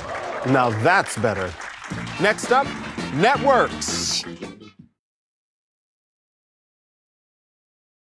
Good evening, folks. Matt LePay here. Ridgetop Exteriors is kicking off your roof replacement like pros. Old shingles off, decking down, ice and water guard set. Textbook protection. Underlayment follows. Sealed tight like an O-line. Valleys flashed. Shingles installed row by row. Captain ventilated. The crew scoops every nail, leaving no yard marker behind. This project's wrapped. Your turn to call the play at ridgetopexteriors.com.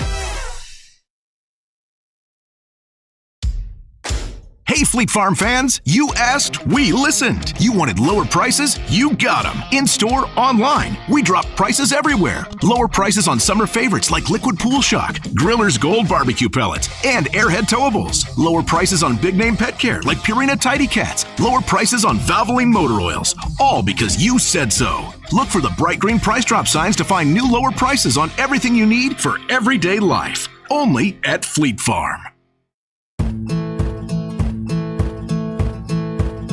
From humble beginnings in 1904, the Wheatrick family has grown Grassland Dairy Products into one of the largest processors of butter in the nation. Based in Greenwood, Wisconsin, the family and its hundreds of employees continue their pursuit of providing high-quality products that can proudly be served in restaurants and homes across America.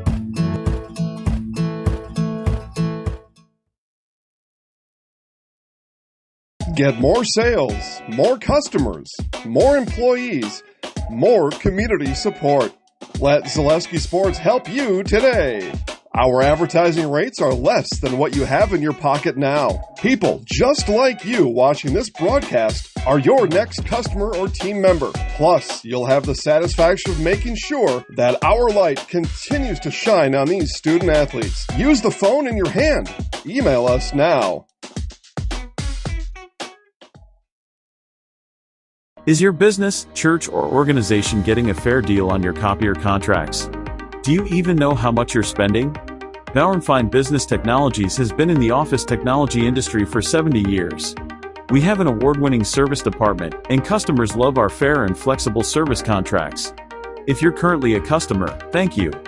If you currently work with one of our competitors, let's talk. We can tell you if you're overpaying or getting a good deal. BBT, we want to be the easiest vendor you work with. b-bt.com.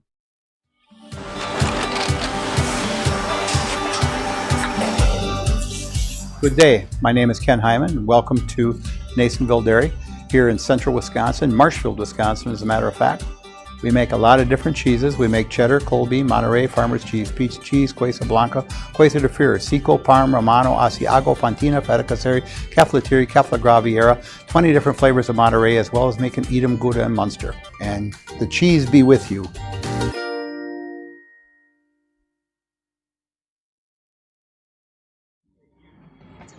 Back here for the second half of our Grassland Butter halftime show here on Zaleski Sports. Today's halftime report is brought to you by Grassland Butter. Find exciting and rewarding career opportunities now at grassland.com.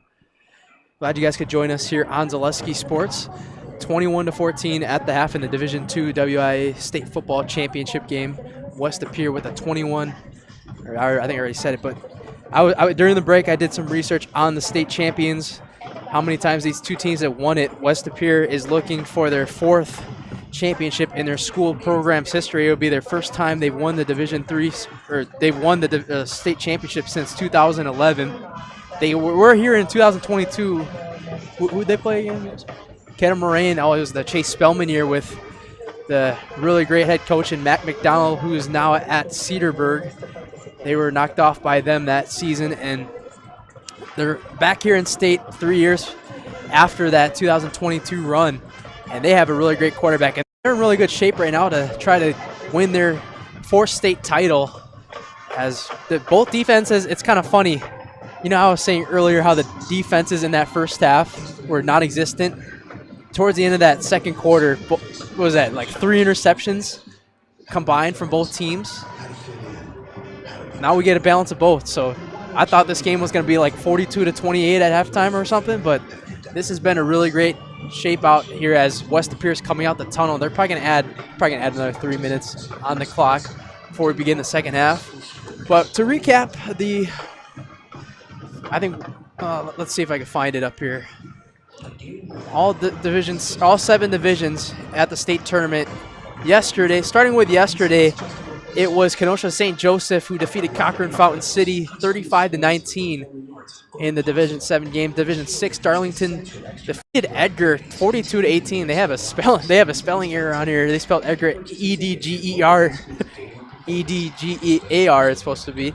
They lost by 24. That was a shocker in Division 6. And in Division 5, Mayville defeated Northwestern 42-32 on that controversial onside kick that reportedly hit off the knee, but they didn't overturn anything about that call. And then in Division 4, Winneconne, a big classic between two tough teams. The Iowa commit, what's his name again? Brody Schaefer on Winneconne led them to the 28-22 win against Little Chute. They scored 15 unanswered heading into that fourth quarter, I believe. And this morning we had Matt Peck on the call for Grafton versus Reedsburg as Grafton hit a game-winning field goal in the final seconds of the game. The Cinderella story for Reedsburg as the 4 seed came to a close today, and they weren't able to take the gold ball home, unfortunately, as they fell 17-15. And then back in this game, Notre Dame versus West of Pere, 21-14 at the half. This game has the makings to be one of the highest scoring games at the state tournament, as we are in for a treat. Well, let's take one more game break before we begin the second half. We'll come back in about a minute. I will try to come back and try to see if there's any records that could be breaking today for the state football championships right after this on Zaleski Sports.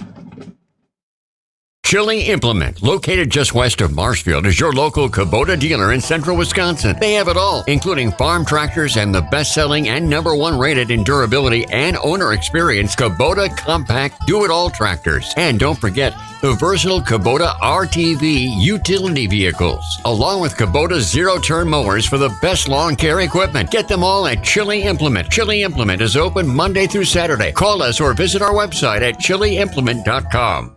Mega Custom Apparel, your local source for quality, custom decorated clothing and products. Discover a wide range of products from corporate casual wear to team uniforms, promotional items, sporting goods, and awards. Don't settle for less. With our in-house production, we will make your name or event stand out with custom sports jerseys, branded cooler bags, and personalized can coolers. Celebrate team success with custom awards and promotional items. At Meta Custom Apparel, we put your brand first. Explore your options today at metacustom.com. Looking for a place where everyone feels at home? Welcome to Point Brewery, your family-friendly tap room with something for everyone. From a wide variety of local brews to classic point sodas for the kids, we've got the perfect pour for everyone. Craving a bite? We've got hot, cheesy Portesi pizzas ready when you are. Whether you're hanging out inside or soaking up the sun in our outdoor beer garden, there's space to unwind. Planning a celebration? Reserve our private event room and make it a gathering to remember. Point Brewery, good times, great taste, all on tap.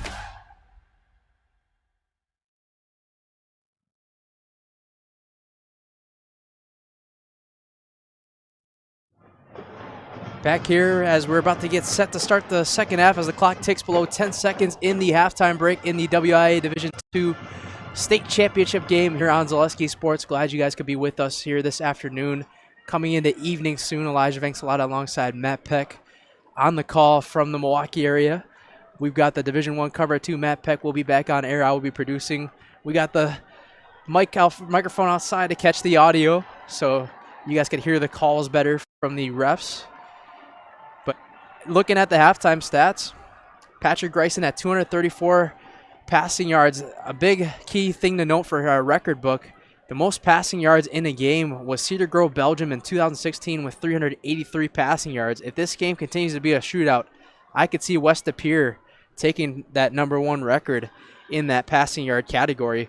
As Patrick Greisen, he is just an unbelievable quarterback. Same thing with Kingston Allen on the other end as the most rush yards in a game. It's going to be a challenge, but they would have to get all the way up to 495 rushing yards. Westby said it in 1986. Kingston Allen had 149 rushing yards. I believe, was it how much did Collins have last year? 408.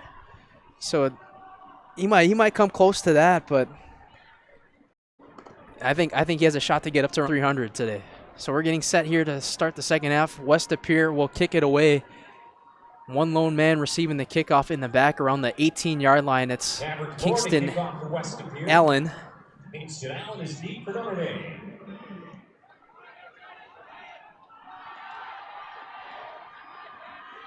So Maverick Lohr will kick this one away, and we're going to get set to start the second half of the Division II WIAA State Football Championship game. And we're underway here in the start of the second half. The kickoff's going to go on the outside, and it's going to be kicked out of bounds at the 24, and it'll be a penalty to set up Notre Dame in some pretty good field position. Wait, they didn't give him a penalty, or is it touched? Should be, right? Yep. So the ball will be placed at the 35-yard line. I believe that's the automatic rule, right, where you get it there. So it's basically an NFL touchback right now, which seems like every year in the NFL they keep extending the touchbacks, and maybe next year it's going to be all the way up to like the 40 or something, which, yeah, it would just be weird. So they're going to start this under center right now. Max Pierce, 205 passing in the first half, 17 pass yards. Kingston Allen in the backfield with a wide receiver on the left and one on the right. They're going to hand it off to Allen on the left side. Allen breaking through tackles, and just the extra jolt from Kingston Allen to pick up the first down. His speed is so unbelievably fast for Notre Dame as he is closing in over 150 rushing yards on the day now. They'll set up shop at their own 46-yard line. Call it a gain of 11 for Kingston Allen. Two wide receivers lined up on the left on first down with Kingston Allen in the backfield. Two tight ends lined up. Usually if you see a tight end motion one way, that's usually the way Kingston Allen's going to run it. This time they're going to pitch it to Kingston Allen on the right side. He's going to break through one tackle and then be met on the other side by the defensive back, David DeLeon, on the tackle for West De Pere. And a 2-yard loss right there. Those pitch plays can be risky sometimes for those reasons. If you don't get the right blockers, Kingston Allen didn't find the right gap that time on the carry. And once again, David DeLeon just laying out. Go for the legs, right? I mean, that's the best part to go for, to try to tackle a player. So 2nd down and 12 from the Notre Dame 44-yard line. 2 wide receivers on the right, 1 on the left, with Allen in the shotgun with Pierce. West De Pere going to bring pressure. The blitz is coming on the pass. He has a man that's caught up the 30-yard line of West De Pere and taken down around the 25, up the middle, and a big pass, the best pass of the day from Max Pierce. That time on the catch was Joey Massey, the tight end. All 225 pounds of that 6'2 frame, jumping up in a beautiful play that time. So the ball will be set up at the West De Pere 25-yard line now. 1 wide receiver on the right, 1 on the left, with Allen in the backfield. Allen going to get the handoff to around the 22-yard line, past the line of scrimmage. Past that right hash, around that Venmo Big 10 logo on the field. Ball's at the 22 and 2nd and 7. And they will set up at the 22-yard line of West De Pere. Call it a 31-yard pass from Max Pierce to his tight end, Massey, on that big play to set him up in scoring position. Pierce under center with Kingston Allen in the backfield. 1 wide receiver on the left, 1 on the right.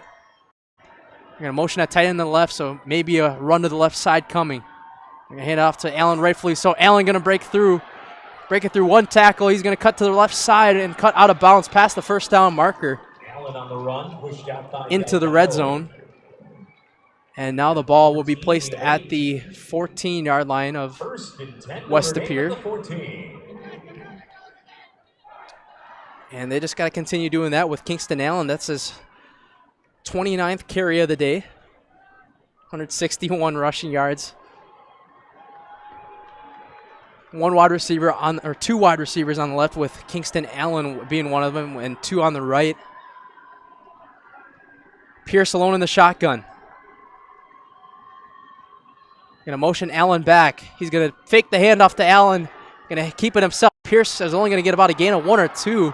And they think the ball is out. Is it?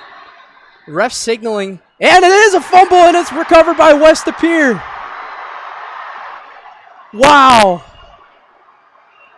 A big start to the second half. Just vanished right there for the Notre Dame Tritons, and it's wiped away. I think on the fumble that time, that was, let's see. Boom, they just had a couple guys right there. I think they're poking the ball out. Yeah, there it is. Looked like from our angle on the replay, that was once again number 11, Harrison Seaborn, trying to force that one out.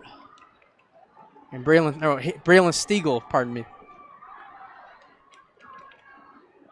So West De Pere going to get the ball at their own 14, forcing another turnover. That's the 4th turnover in the last 15 minutes. We're going to start off on the ground with Lutz. Ryan Lutz, 2 touchdowns in that first half, 8 carries, 40 rushing yards, and 2 touchdowns. For the 15-yard line, 2nd down and 9. Call it a gain of 1 on the play. 2 wide receivers on the right, 1 on the left. West De Pere looking to go fast in the spread offense. Bryson dropping back to pass, only 4-man rush. They're going to check it down to Lutz. Lutz going to catch the ball and trip on himself. The flag is thrown in the backfield. Lutz gets about 2 to 3 yards on the play.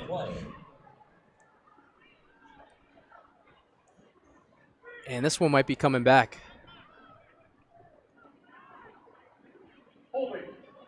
Be holding on West De Pere. Usually when the flag is thrown in the backfield, it's going to usually come back most of the time. So now they're going to move them all the way back to the 7-8 yard line. And that was an illegal block right there from number 10, Brody Baining, the wide receiver. So they're setting up in a 2nd down and 16, 2 wide receivers on the left, 1 on the right. And they're motioning 1 to the left now for 3 now. Greisen looking to his left. He's going to just throw it on a slant route to his key man at the 20-yard line, breaking through tackles, and he'll pick up a 1st down that time. That's his number 1 target, Judea Niskern. And Niskern up to 163 receiving yards on the day now for a Phantoms 1st down. And they'll set up at their own 27-yard line now, call it a gain of 20. And they go back into that tempo. Greisen dropping back to pass, has some pressure coming. He's just going to check it down. A little bit of green grass at the 30-yard line, and he's going to finally get tackled on the pass to Colton Nunes at the 33-yard line. 6-yard pass. 2nd down and 4. They are going in that tempo once again. Pair of wide receivers on the left, 1 on the right, or 2 on the right.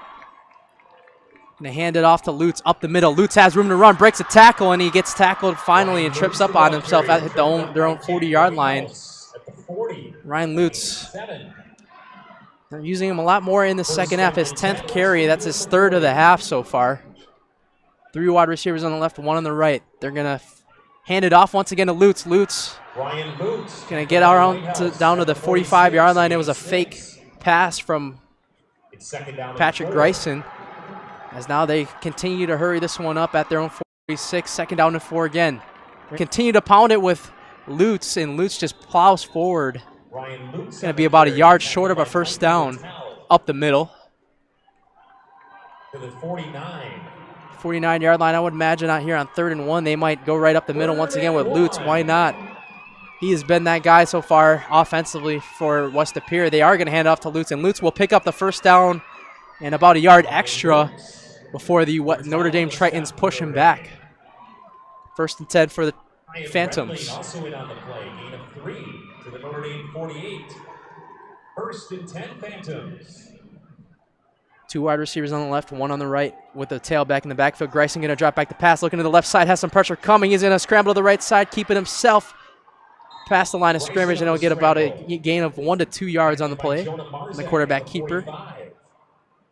Pick up of 3 on the play. It's only Greisen's second rush of the, or 1st rush of the day for 3 yards. 3 wide receivers on the left, 1 on the right. 4 guys in that defensive front, bringing the pressure for Notre Dame. They're going to do a check down pass, and that pressure came in hot that time as a missed check down pass. Good pressure that time on the defensive front for Notre Dame. So it'll set up now a 3rd down and 7. 3rd and 7 at the 45. From the Notre Dame 45-yard line. This would be a huge stop for Notre Dame after the fumble in the red zone. Greisen going to go into an empty backfield. There's 3 wide receivers lined up for the Phantoms on the left, 2 on the right. Greisen, they're bringing forward for rush. They're going to go up for a slant. The pass is incomplete, as that was low that time, intended to Kanan Strong, his backup running back. And now they'll set 4th down and 7. They're going to keep the offense out on the field and go tempo right now. They're hurrying this one up. 3 wide receivers on the left, 2 on the right, 4th down and 7. Notre Dame signaling 5 guys to pass rush potentially. And it looks like right now they might just try to get him to draw off sides or something. Maybe just change up the play. But I wouldn't be surprised. They went for it on 4th and 1, at their own 1-yard line on 4th down. They'd like to play it aggressive. Greisen clapping a couple times, trying to get him to go off sides. Trying to switch the play clock as it's winding down. And I think now they're just going to take the penalty and a delay of game to make this a better punt, and it'll be 4th down and 12.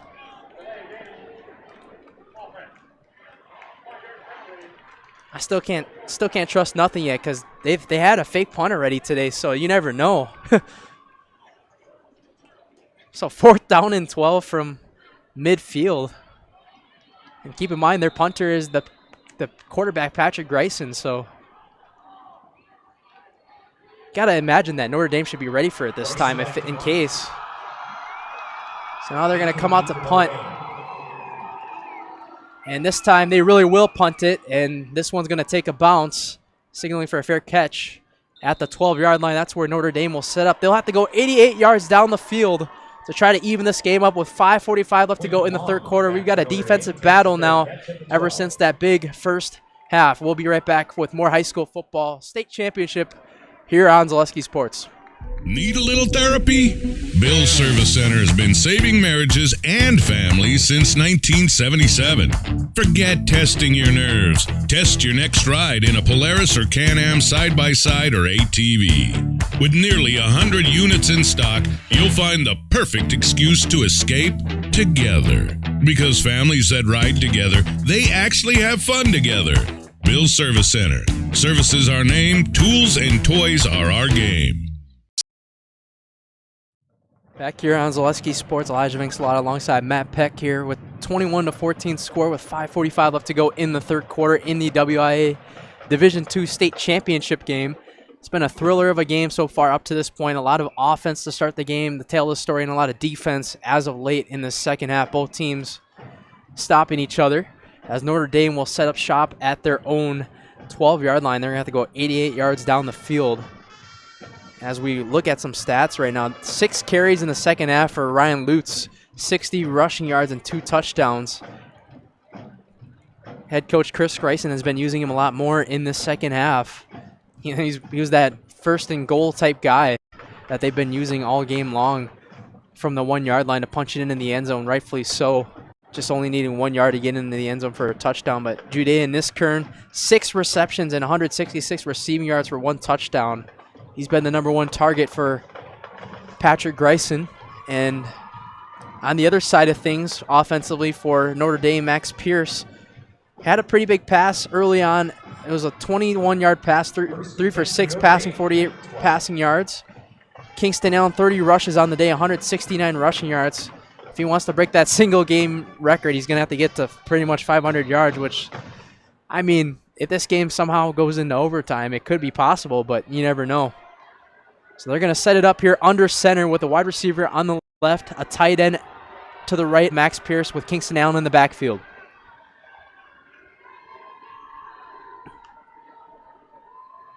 Motion man to the left, to the right. They're going to hand it off to Kingston Allen on the right side. He breaks a couple tackles, picks up the first down past the 20 on the inside zone to around the 25-yard line.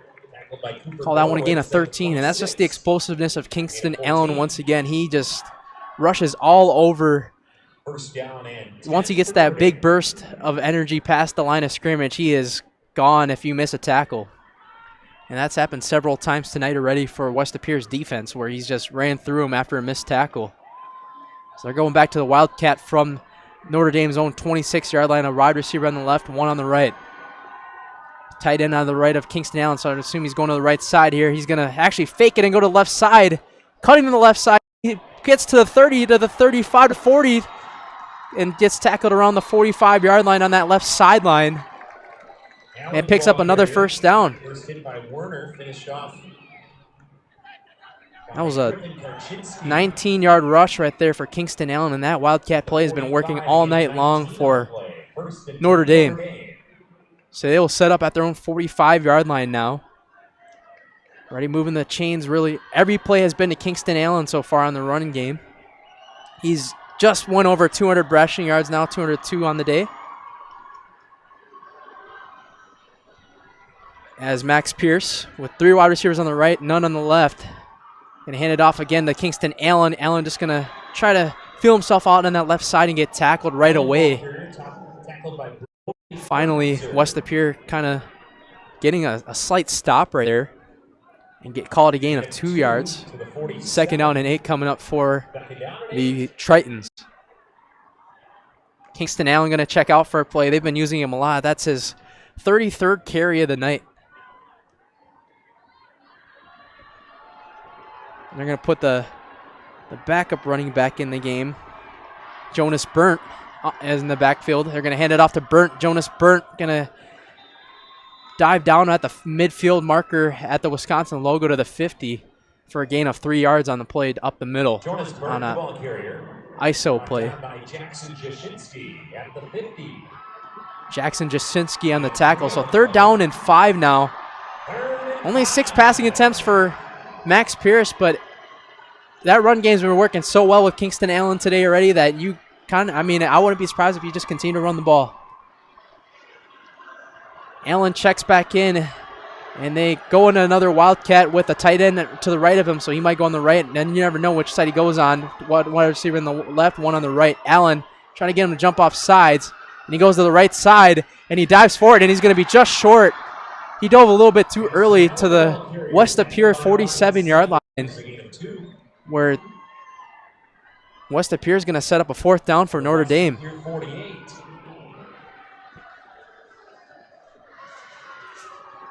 So 4th down and 3 coming up. 4th and 3 at the 48. From the West of Pure 48, here we go. Notre Dame keeping their offense on the field. Kingston Allen back in the Wildcat formation again. With another tailback to the right of him, probably to block. Allen. On 4th and 3, they are going to snap it. He's going to go to the right side, has blockers. Allen picks up the 1st down, down to the dive to the 40-yard line. And Kingston Allen with a 8 to 9 yard rush right there. Just the extra effort at the end to dive forward, pick up that extra yardage. Terrific blocking right there from the backup running back that time. Jonas Burnt was able to help him out in the backfield. Just got that extra hit to give him that extra space to get to the West of Pier 40-yard line.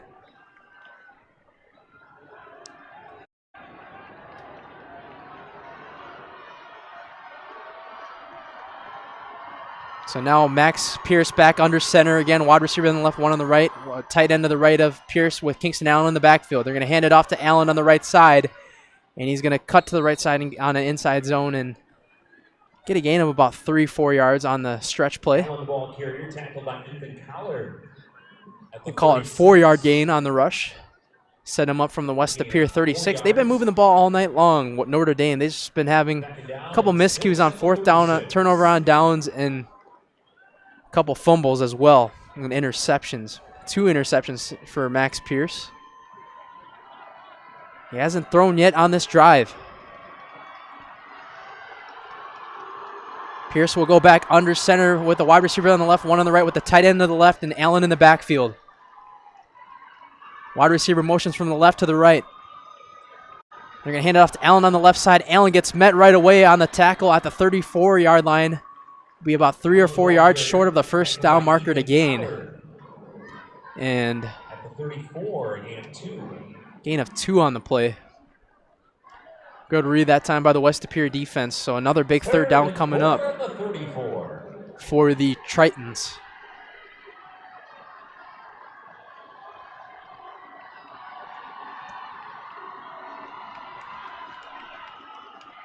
You're going to once again line up with Lawton, Brazabon, and Cooper Aiken on the left and right. Make it 2 wide receivers now on the right, both of them, as they're going to go back under center in the I formation. Kingston Allen in the backfield. Max Pierce. This will be the last play of the quarter. Oh, they're going to have a false start called right there. A little bit of movement from that left side. And a false start will set him up from the 39-yard line now, and a 3rd and 9 from the West of Pier 39-yard line. So now you're in a 3rd down and 9 situation. As the clock continues to roll, that we'll find out at the end of the quarter what's going to happen on that 3rd down and 9. But folks, stay with us. No score here in the 3rd quarter. It's been a defensive fight as we head into the last quarter. Who will be the state champion? Will it be the Notre Dame Tritons going back-to-back but in a different division? Or will the West of Pier win their 4th state championship? We'll find out in about 12 minutes after this on Zaleski Sports.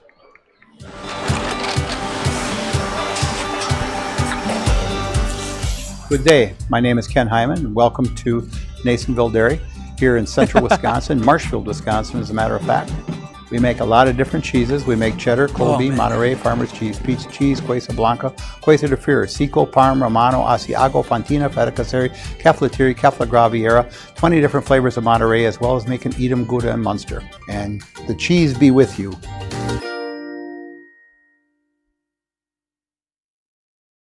Help us create iron castings the world uses and trusts. At WIAA Foundry, you're not just making parts. It's the pride in what you do, the quality of people beside you, and the career you create. What we make matters. Who makes them matters more. Join us. Cast your future at WIAA Foundry. Visit jobs.wapakafoundry.com. Go Comets! We are back here for the start of the fourth quarter on Zaleski Sports. Glad you guys could be with us all 2 days long from everybody on Zaleski Sports. Elijah Vinxalata and Matt Peck here in the Milwaukee area covering the last 2 games. We're covering all 3 games today on Zaleski Sports. Mike Wendland, Steve Mabes doing highlights today. They did D5 and D6 yesterday, and Jason and Zaleski did D7 yesterday. So I want to thank everyone here for joining us the last 2 days on Zaleski Sports. As we're in a fight here in this second to last game, heading into the fourth quarter, a 7-point lead for the West De Pere Phantoms on Notre Dame. Who will it be? The two premier players in star running back Kingston Allen or quarterback phenom Patrick Grayson? Who will be the state champion? Both are seniors, so it's going to come all the way down to the end of this one.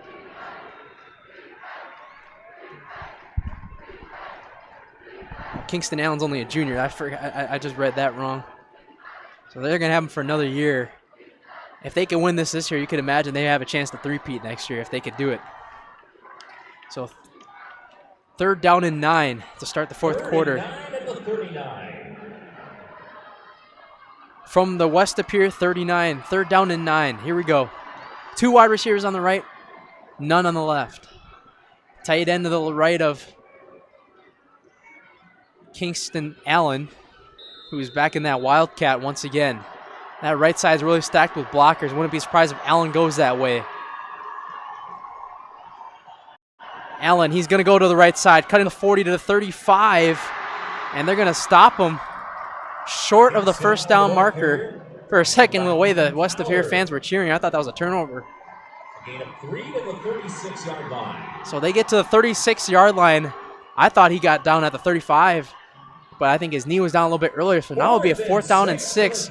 It's go time now in 4th down territory in the fourth quarter. Both offenses have been quiet in this second half after an unbelievable first half for both teams on the offensive end. Tale of two sides. 4th down and 6. 1 wide receiver on the left, Allen in the backfield, and Mike Rader says, I got to take a timeout to think this one over. And we'll take a 30-second break with him as well. And we'll see what happens on 4th down and 6 right after these messages on Zaleski Sports. Hey, Fleet Farm fans, you asked, we listened. You wanted lower prices? You got them. In-store, online. We drop prices everywhere. Lower prices on summer favorites like Liquid Pool Shock, Griller's Gold Barbecue Pellets, and Airhead Towables. Lower prices on big-name pet care like Purina Tidy Cats. Lower prices on Valvoline motor oils. All because you said so. Look for the bright green price drop signs to find new lower prices on everything you need for everyday life. Only at Fleet Farm. Back here on Zaleski Sports with 11:20 left to go in the fourth quarter. It's still a 21-14 game in a thriller of a game of 2 sides of the ball. The first half was the offensive battle. The second half was the defensive battle as we have a 4th down and 6 coming up with Notre Dame trying to even this game up. This game has stayed 21-14 since the half. No scoring in the second half, all goose eggs. That's how you know both halves have been a different tale of a story. So it'll be interesting to see what Mike Rader draws up here on 4th down and 6.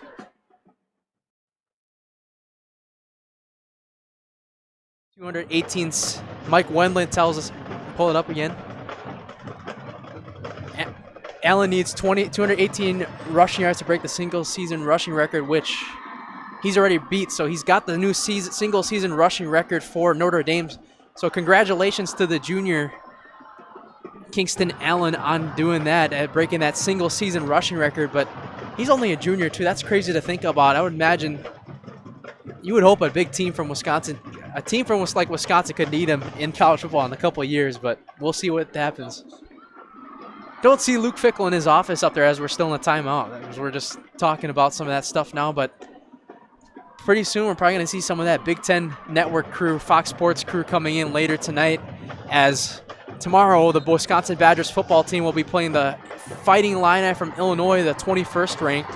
See if the Badgers could storm the field again and beat another ranked team. Hopefully there's big snow conditions, because that's how we beat Washington last time. So here we go, 4th down and 6. From the West Pier 36-yard line. They're going to bring back Max Pierce out on the field in the shotgun. 2 wide receivers on the left with Kingston Allen in the backfield, a tight end to the left of him. West Pier bringing 6 guys for pressure. Here comes the pressure. They're going to dump it off to Kingston Allen. He breaks a tackle at the 40, and he's going to get taken down. Big tackle made by Cooper Borowitz. And a turnover on downs. I don't know right there if that was the right idea to do a check down pass, but they were bringing the house right there, West of Pier. They brought 6 to 7 guys on that pass rush that time. And on the check down, they were just ready for that. No blockers at all right there. He broke 1 tackle, but then finally Borowitz cleaned it up. And now a touchdown here from West of Pier can make things really good for them, put them in a good spot. So they get set up at their own 40. Gonna hand it off to start it off to the right side to Lutz. Getting about 2 yards past that right hash marker to the 42. The ball carrier, tackled by Jack Whitehouse. And it'll be 2nd down and 8 from the 42-yard line. 2 to the 42. It's 2nd and 8. Of West Pier.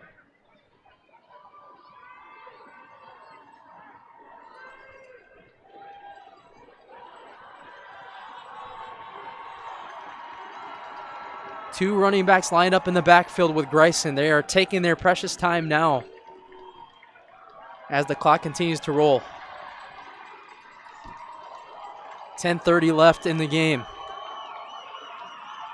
Judea Niskern motioning back to as a running back to wide receiver. He's going to fake the handoff, go to Niskern on the screen pass, cutting into the middle. He breaks a tackle and finally gets tackled down.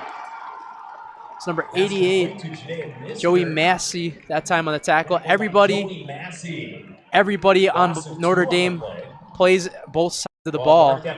I like when teams do that, where they have to play both teams sides of the ball. You're going to usually have to do that when more of the lower divisions, right? When you have less enrollment.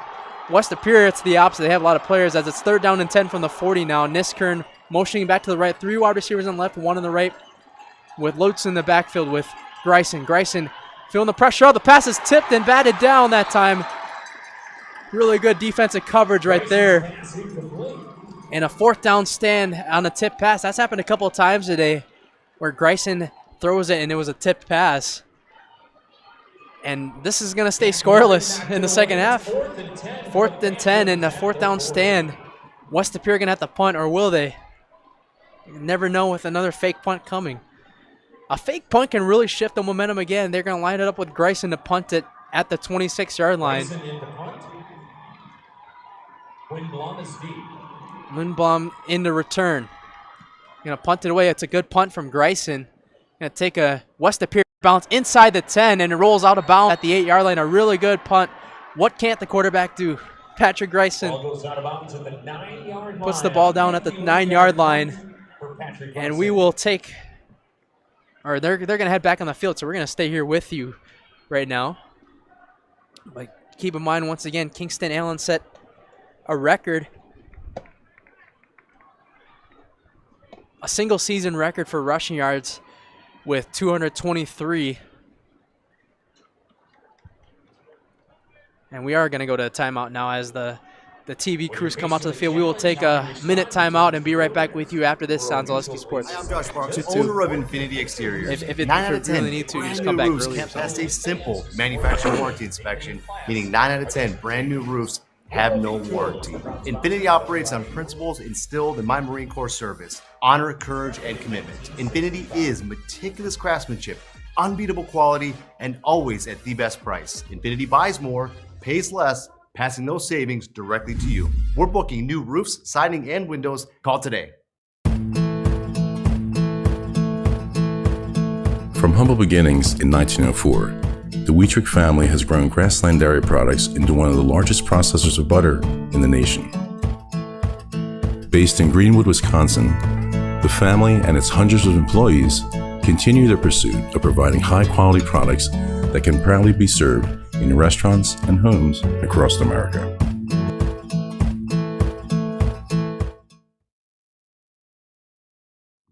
Welcome back here on Zaleski Sports. 9:34 left to go in the fourth quarter. The Notre Dame Tritons are going to get the ball at their own 9-yard line. The defenses have been the main story of this second half, folks. If you're just joining us here, it's Elijah Vanxalata alongside Matt Peck producing today in the Milwaukee area. Matt Peck will be back on the call right after this game for Division I that closes us out in the fall season with the Bayport Pirates taking on the Arrowhead Warhawks to finish off the year. A Milwaukee area team against the Green Bay area team. So Green Bay is going to be happy after this game because they get a winner of state from this game no matter what. We got that comment from Luke Doberstein. Unfortunately, I don't think Wisconsin recruits good running talent anymore. I mean, he's partially not wrong on that. Haven't had too great of a running back since Braylon Allen, but they hope to flip the script there as it's a 1st down and 10 now from Pere Alvarez Field at Camp Randall Stadium. Division II WIAA State Championship game. Max Pierce under center. Landed off to Allen up the middle. Kingston Allen will be met, and no, he breaks a tackle and keeps churning to the 15-yard line. It looked like he was met right at the line of scrimmage, but he's able to break through and get down to the 15 for a gain of 5 to 6 on the play. Finish the play for West Pere. So it'll be a 2nd down and 4. Gain of 6 to the 15-yard line. 2nd down and 4. 40 carries on the day for Kingston Allen. That's how much they ride him and love to use him on the run game. It says on our program too that Kingston Allen has 2 passes this year too. So things could get trickery with him and that Wildcat. Is this a timeout from Mike Rader?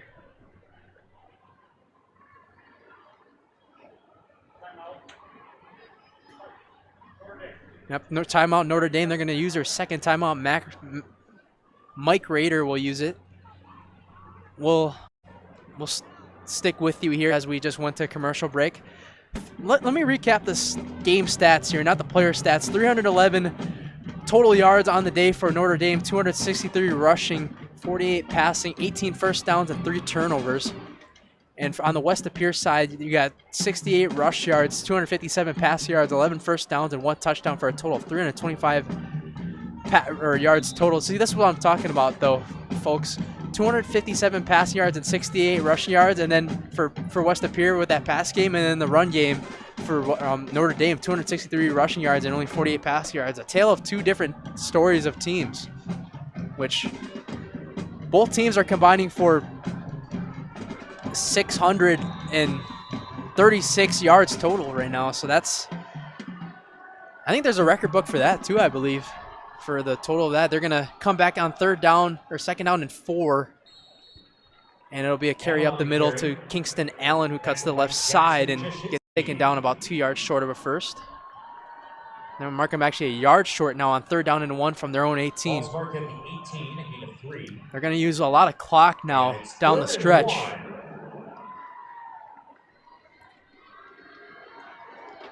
As Kingston Allen in the backfield once again with 2 wide receivers on the right. And the quarterback under center, Max Pierce. Pierce going to quarterback sneak it himself and dive forward and pick up the 1st down. Whitehouse, the ball carrier. Whitehouse was actually the ball carrier that time for Notre Dame. The fullback, who's been in on almost every package in the I formation. So a 1st down and 10, a fresh set of downs from their own 21-yard line.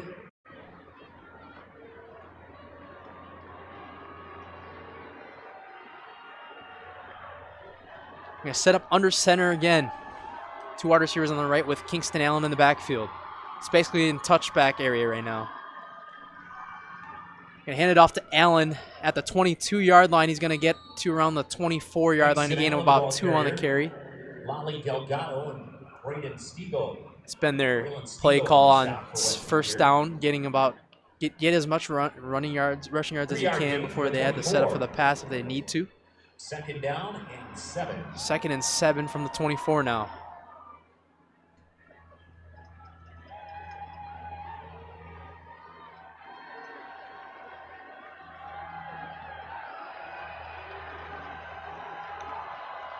Back in that under center is Max Pierce. 2nd down and 7. Going to hand it off to Kingston Allen. Allen to the right side. He's going to get globbered up at the 24 at the line of scrimmage. And it's going to be no gain on the play. So it'll be 3rd down and 7 coming up as we reach under the 7-minute mark of the game. Maybe have to expect the pass play here. Max Pierce has only thrown it once, or he might have not even thrown it once in the second half. It's been all Kingston Allen in the second half. It's 43 carries, 231 rushing yards, 2 rushing touchdowns. 2 wide receivers on the right, 1 on the left. Max Pierce, they're going back to the shotgun for a 3rd and long. West of Pierce fans making noise. Bringing the pressure. They're going to fake the handoff. He has time to throw. He's going to roll around, and he's going to keep it himself to the 25-yard line. He's going to be stopped short of a first down marker. Max Pierce gets out of bounds at the 26. He needed to get to the 31-yard line, so so he's only 3 yards short. He got out at the 27.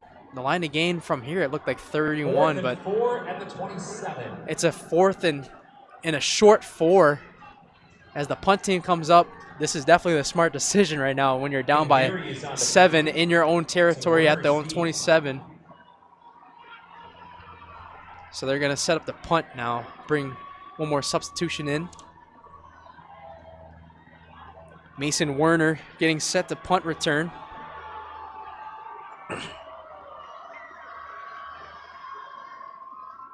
And it's a high punt. Not a good one. It stays inside Notre Dame territory, and it finally bounces back and gets a little bit of a roll back into West of Pierre territory, but not a good punt out of the air. He just kicked it up in the air, and it didn't go far at all. So 5:59 left to go in the 4th quarter. We got a goal game, ladies and gentlemen. Share the stream with anybody on Zaleski Sports. We got to finish right after that in the Division II state championship. You're tuned in to Better Halves. Mike, what are you looking for? Skip, I'm not getting older. I'm getting better. I still got big plans for my life and my Medicare. I know exactly what you want from Medicare. Same as all the other guys. Me! Hey, Mike, I'm Sheila from Security, and I'm just like you. In fact, I'm from your neighborhood, and I've got a Medicare plan that treats you like you. Did it just get better in here?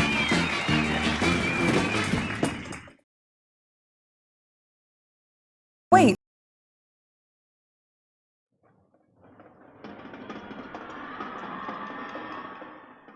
Back here on Zaleski Sports, Elijah Vanksala alongside Matt Peck in the final stretch of the Division II state championship football game. The last 2 final fall sporting events of the year. I believe every state tournament is done by now other than football, as this is probably the most anticipated one every year in the state of Wisconsin. Glad you guys could be with us all week long. West of Pierre trying to win their first state championship for the first time since 2011. They were here in 2022 but lost to Kettle Moraine. A touchdown here can make it possibly special for them to get number 4. 1st and 10 West of Pierre at its own 48. They get to set up at their own 48 right now after the airborne punt that was a short punt that's at the 48 now. Bryson is in the pistol. And hand it off to Lutz on the left side. Lutz past the 50-yard line to the 47 of what Notre Dame's territory. He'll get a gain of about 5 to 6 on the play. To the Notre Dame 47, gain of 5. Ryan Lutz up to 67 carries on the day now, or 67 rushing yards on the day now. 2 wide receivers on the right, 1 on the left. Grayson, they're going to continue. Oh, fake the handoff. Looking around for a man. He's got a man at the 31 line, past the 30, to the 20, to the 10, to the 5. Touchdown, West of Pere. Landon Kibbe up the middle. And West of Pere is sensing a potential state championship in their hands in 5 minutes, potentially.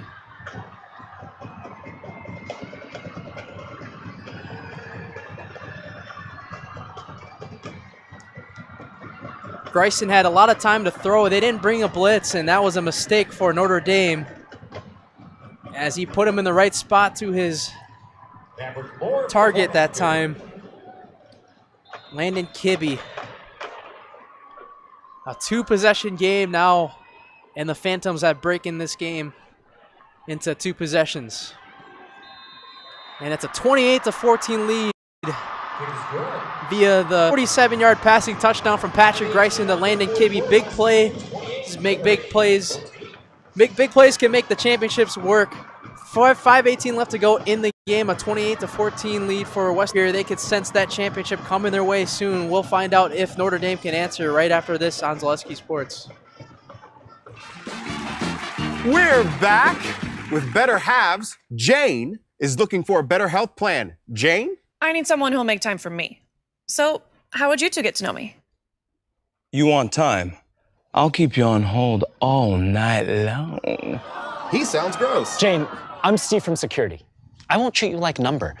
I've got award-winning service and coverage made just for you. Now that's better. Next up, networks.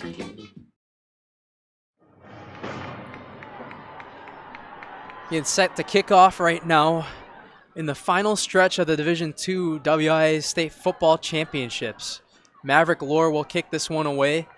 And now you kind of have to figure that Notre Dame's going to have to pass a lot more now, down 2 possessions with limited time. They only have 1 more timeout left in the game, too. So Lore will kick this one away. That'll be returned on the right side of the field at around the 10 to the 20, 25-yard line. And it'll be stopped at the 25. On the return that time was Cooper Aitken. So now West of Pere in a really good spot. If they could get a defensive stop here, this one could be over. As they set up 1st down and 10. Kingston Allen, this is an interesting thing. Since you guys are on radio, he's on the sideline right now, sitting on the bench. So they're going to start off with the backup running back on the field, Jonas Burnt. Kingston Allen just sitting on the bench, so maybe an injury. They're going to start off with them here, but Kingston Allen up to 231 rushing yards on the day. Set the single-season record for rushing yards today. They're going to drop back the pass, and he's going to get sacked. Max Pierce gets sacked at around the 22-yard line and a loss of 5. All the momentum on West of Pere's side. The sack that time from the fired-up Jackson Jashinsky.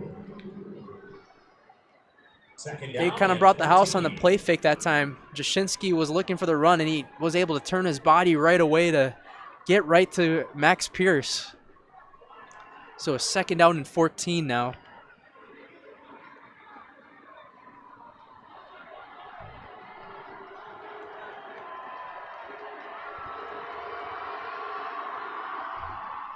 We're going to hand this one off up the middle to around the 31, 32-yard line.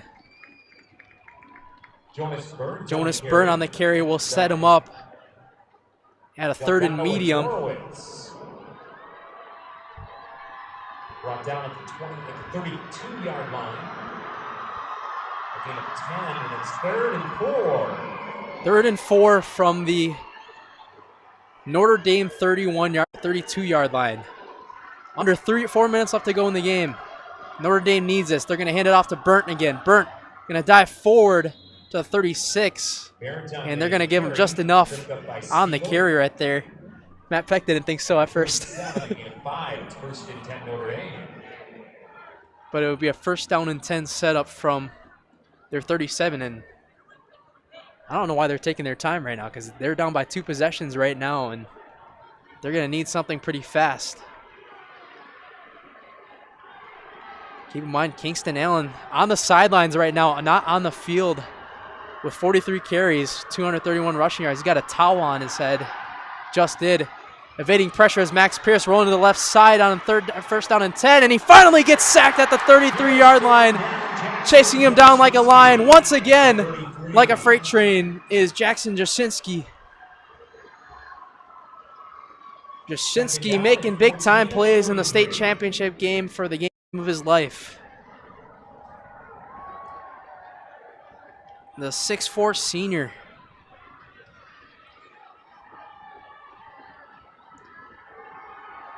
Came into this game this season with only 1 sack, with 2 today. He's going to go deep. Max Pierce, the pass is going to be batted out at the 40-yard line of West Appear and incomplete. Good sportsmanship to pick up the tight end, Joey Massey.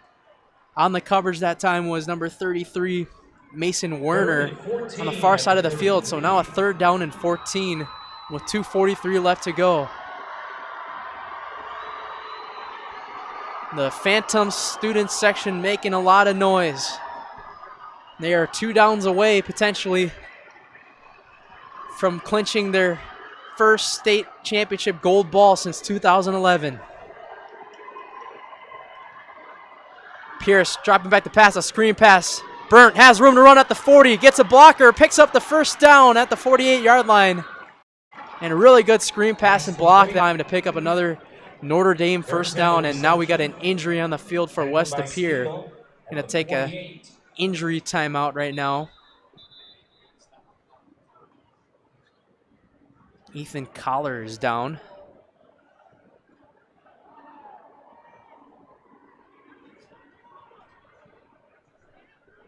They might have to put time back on the clock, and I think there's players down on both sides of the ball, so we will take a 30-second game break and come back with an update from the injured players right after this on Zaleski Sports. Good evening, folks. Matt LePay here. Ridgetop Exteriors is kicking off your roof replacement like pros. Old shingles off, decking down, ice and water guard set. Textbook protection. Underlayment follows. Sealed tight like an O-line. Valleys flashed. Shingles installed row by row. Captain ventilated. The crew scoops every nail, leaving no yard marker behind. This project's wrapped. Your turn to call the play at ridgetopexteriors.com.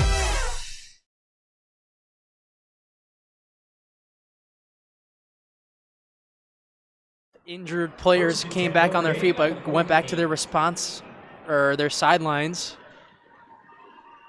as Notre Dame comes back on the field. Kingston Allen, keep in mind, for Notre Dame, has been on the bench for this drive. It looks like he's walking fine, but he's staying on the bench right now, so I don't know if he's injured or like if it's a severe injury that they don't want to keep him out too long for. But they're going to go to the empty backfield with 2 wide receivers on the right, 1 on the left, or 2 on the left. And they're going to reset the clock back to 2:45. You had a good point though, right? They didn't stop the clock in time at first when the ball kept moving on. And they will officially start the clock. 2:29 left to go. The pressure's coming. The throw is incomplete right away.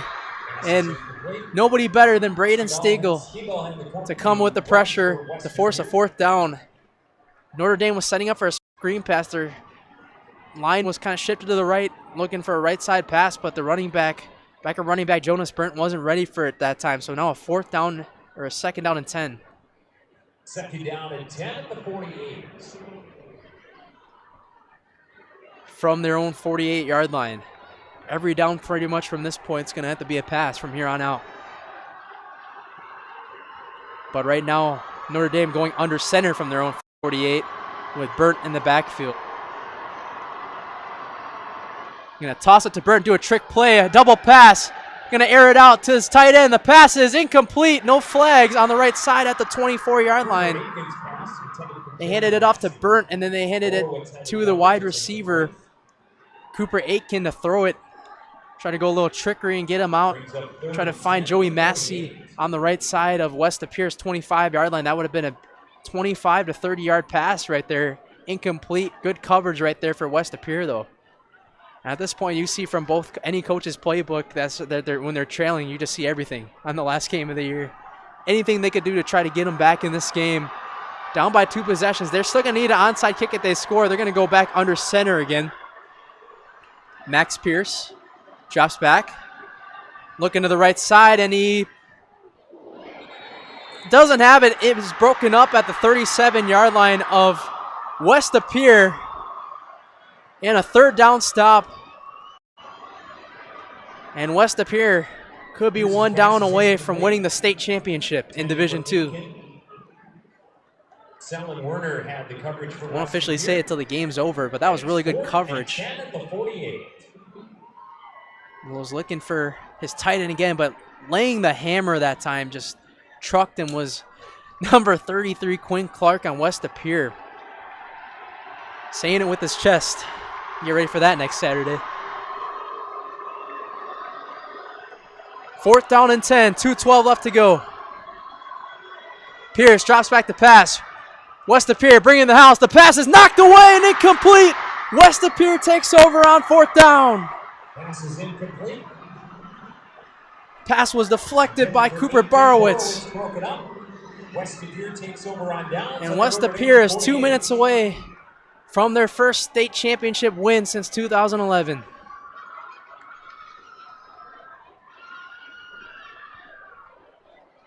They could taste victory.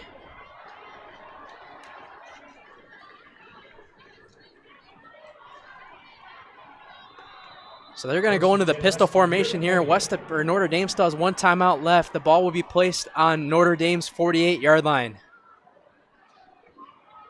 Greisen land out to Lutz. Lutz on cutting the left side of the 48 past the line of scrimmage to the 46. The ball carrier.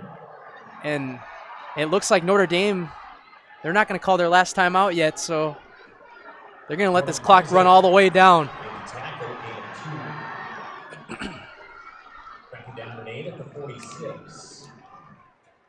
2nd down and 8 coming up as West Pere going to let this clock roll all the way.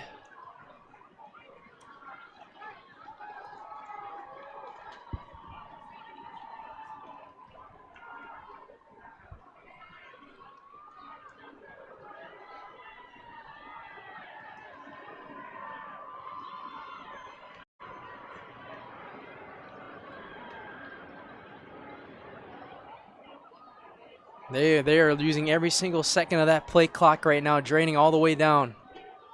Greisen on 2nd down and 8 will hand it off to Lutz again up the middle to the 44, 43-yard line. Get about a gain of 3 to 4 yards. They can run one more down, and then they could do something. Their fans starting to get excited on that West Pere side, on that north side of the end zone. They're trying to rile up the crowd.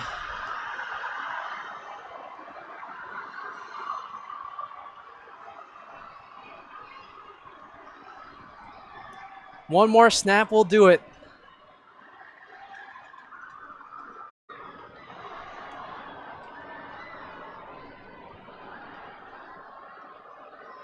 And they hand it off to Lutz. Lutz will get to the 40-yard line with 15 seconds left.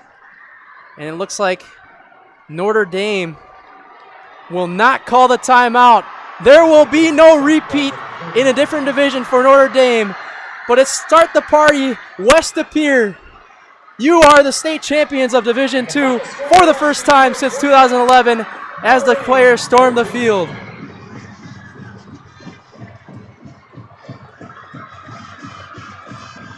Unbelievable season led by head coach Chris Greisen, and a historic season by the state's best quarterback, Patrick Greisen, to lead his Phantoms to a state championship. It's their 4th state championship win in their program history, school history. Led by Patrick Greisen, 16 of 26, 304 passing yards. And they have the Gatorade shower on the field, and we'll get ready for the Division I state championship after this. But before that, we will take a 30-second game break. And coming up next is the Nasonville Dairy postgame show. Nasonville Dairy with fresh cheese curds made daily. Get your cheese curds at Nasonville Dairy in Marshfield, Curtis, and NasonvilleDairy.com. We will be right back after this for our Nasonville Dairy postgame show.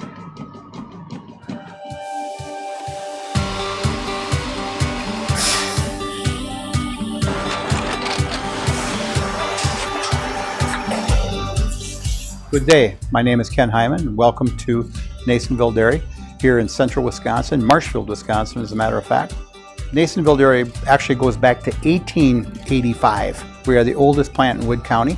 When our father brought us here in the early 1960s, we ran 7,500 pounds of milk a day. We now run 1.8 million pounds of milk a day.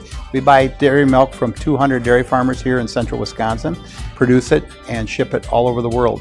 We make a lot of different cheeses. We make cheddar, Colby, Monterey, Farmer's Cheese, Peach Cheese, Quesa Blanca, Quesa de Fure, Seco, Parm, Romano, Asiago, Fontina, Feta Caseri, Caflatiri, Cafla Graviera, 20 different flavors of Monterey, as well as making Edam, Gouda, and Munster. This has allowed us to go to a lot of different countries. Our furthest accounts are now in China, Japan, Canada, Saudi Arabia. We do ship to Mexico. We welcome you back from Camp Randall Stadium.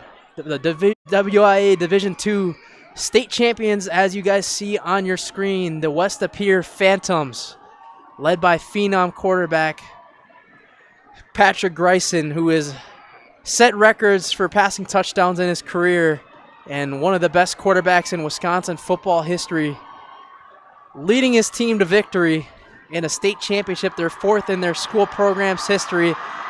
You hear the crowd cheering in the background as the team goes and celebrate with the student section. Before they do the ceremony, though, we will recap this game. Our Nasonville Dairy postgame show, fresh cheese curds made daily at NasonvilleDairy.com.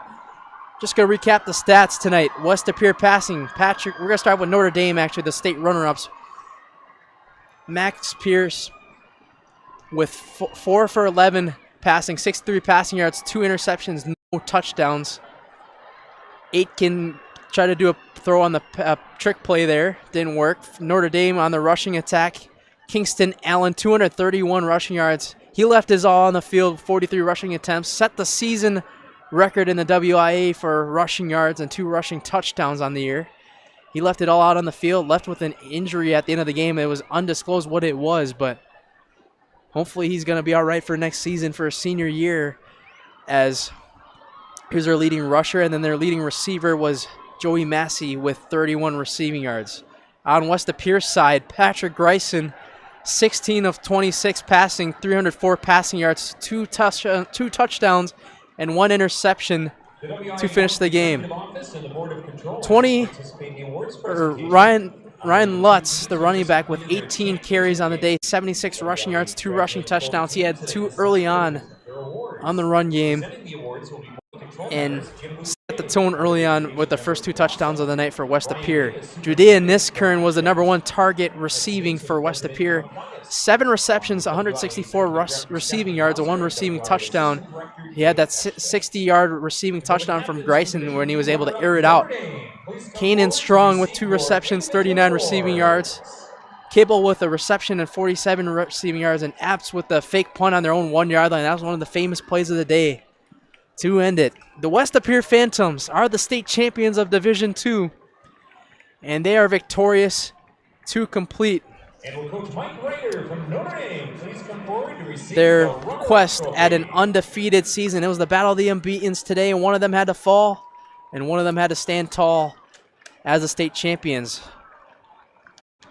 Thank you guys for tuning in for the Division II state championship game here on Zaleski Sports. We will wrap it up here from Camp Randall. Matt Peck will be back on the call for Division I. It will be Bayport versus Arrowhead in a really big matchup for all the marbles for the last goal ball. We'll see who wins it from the FRC or the Classic 8 Conference coming after this shortly in about 20 to 30 minutes on Zaleski Sports.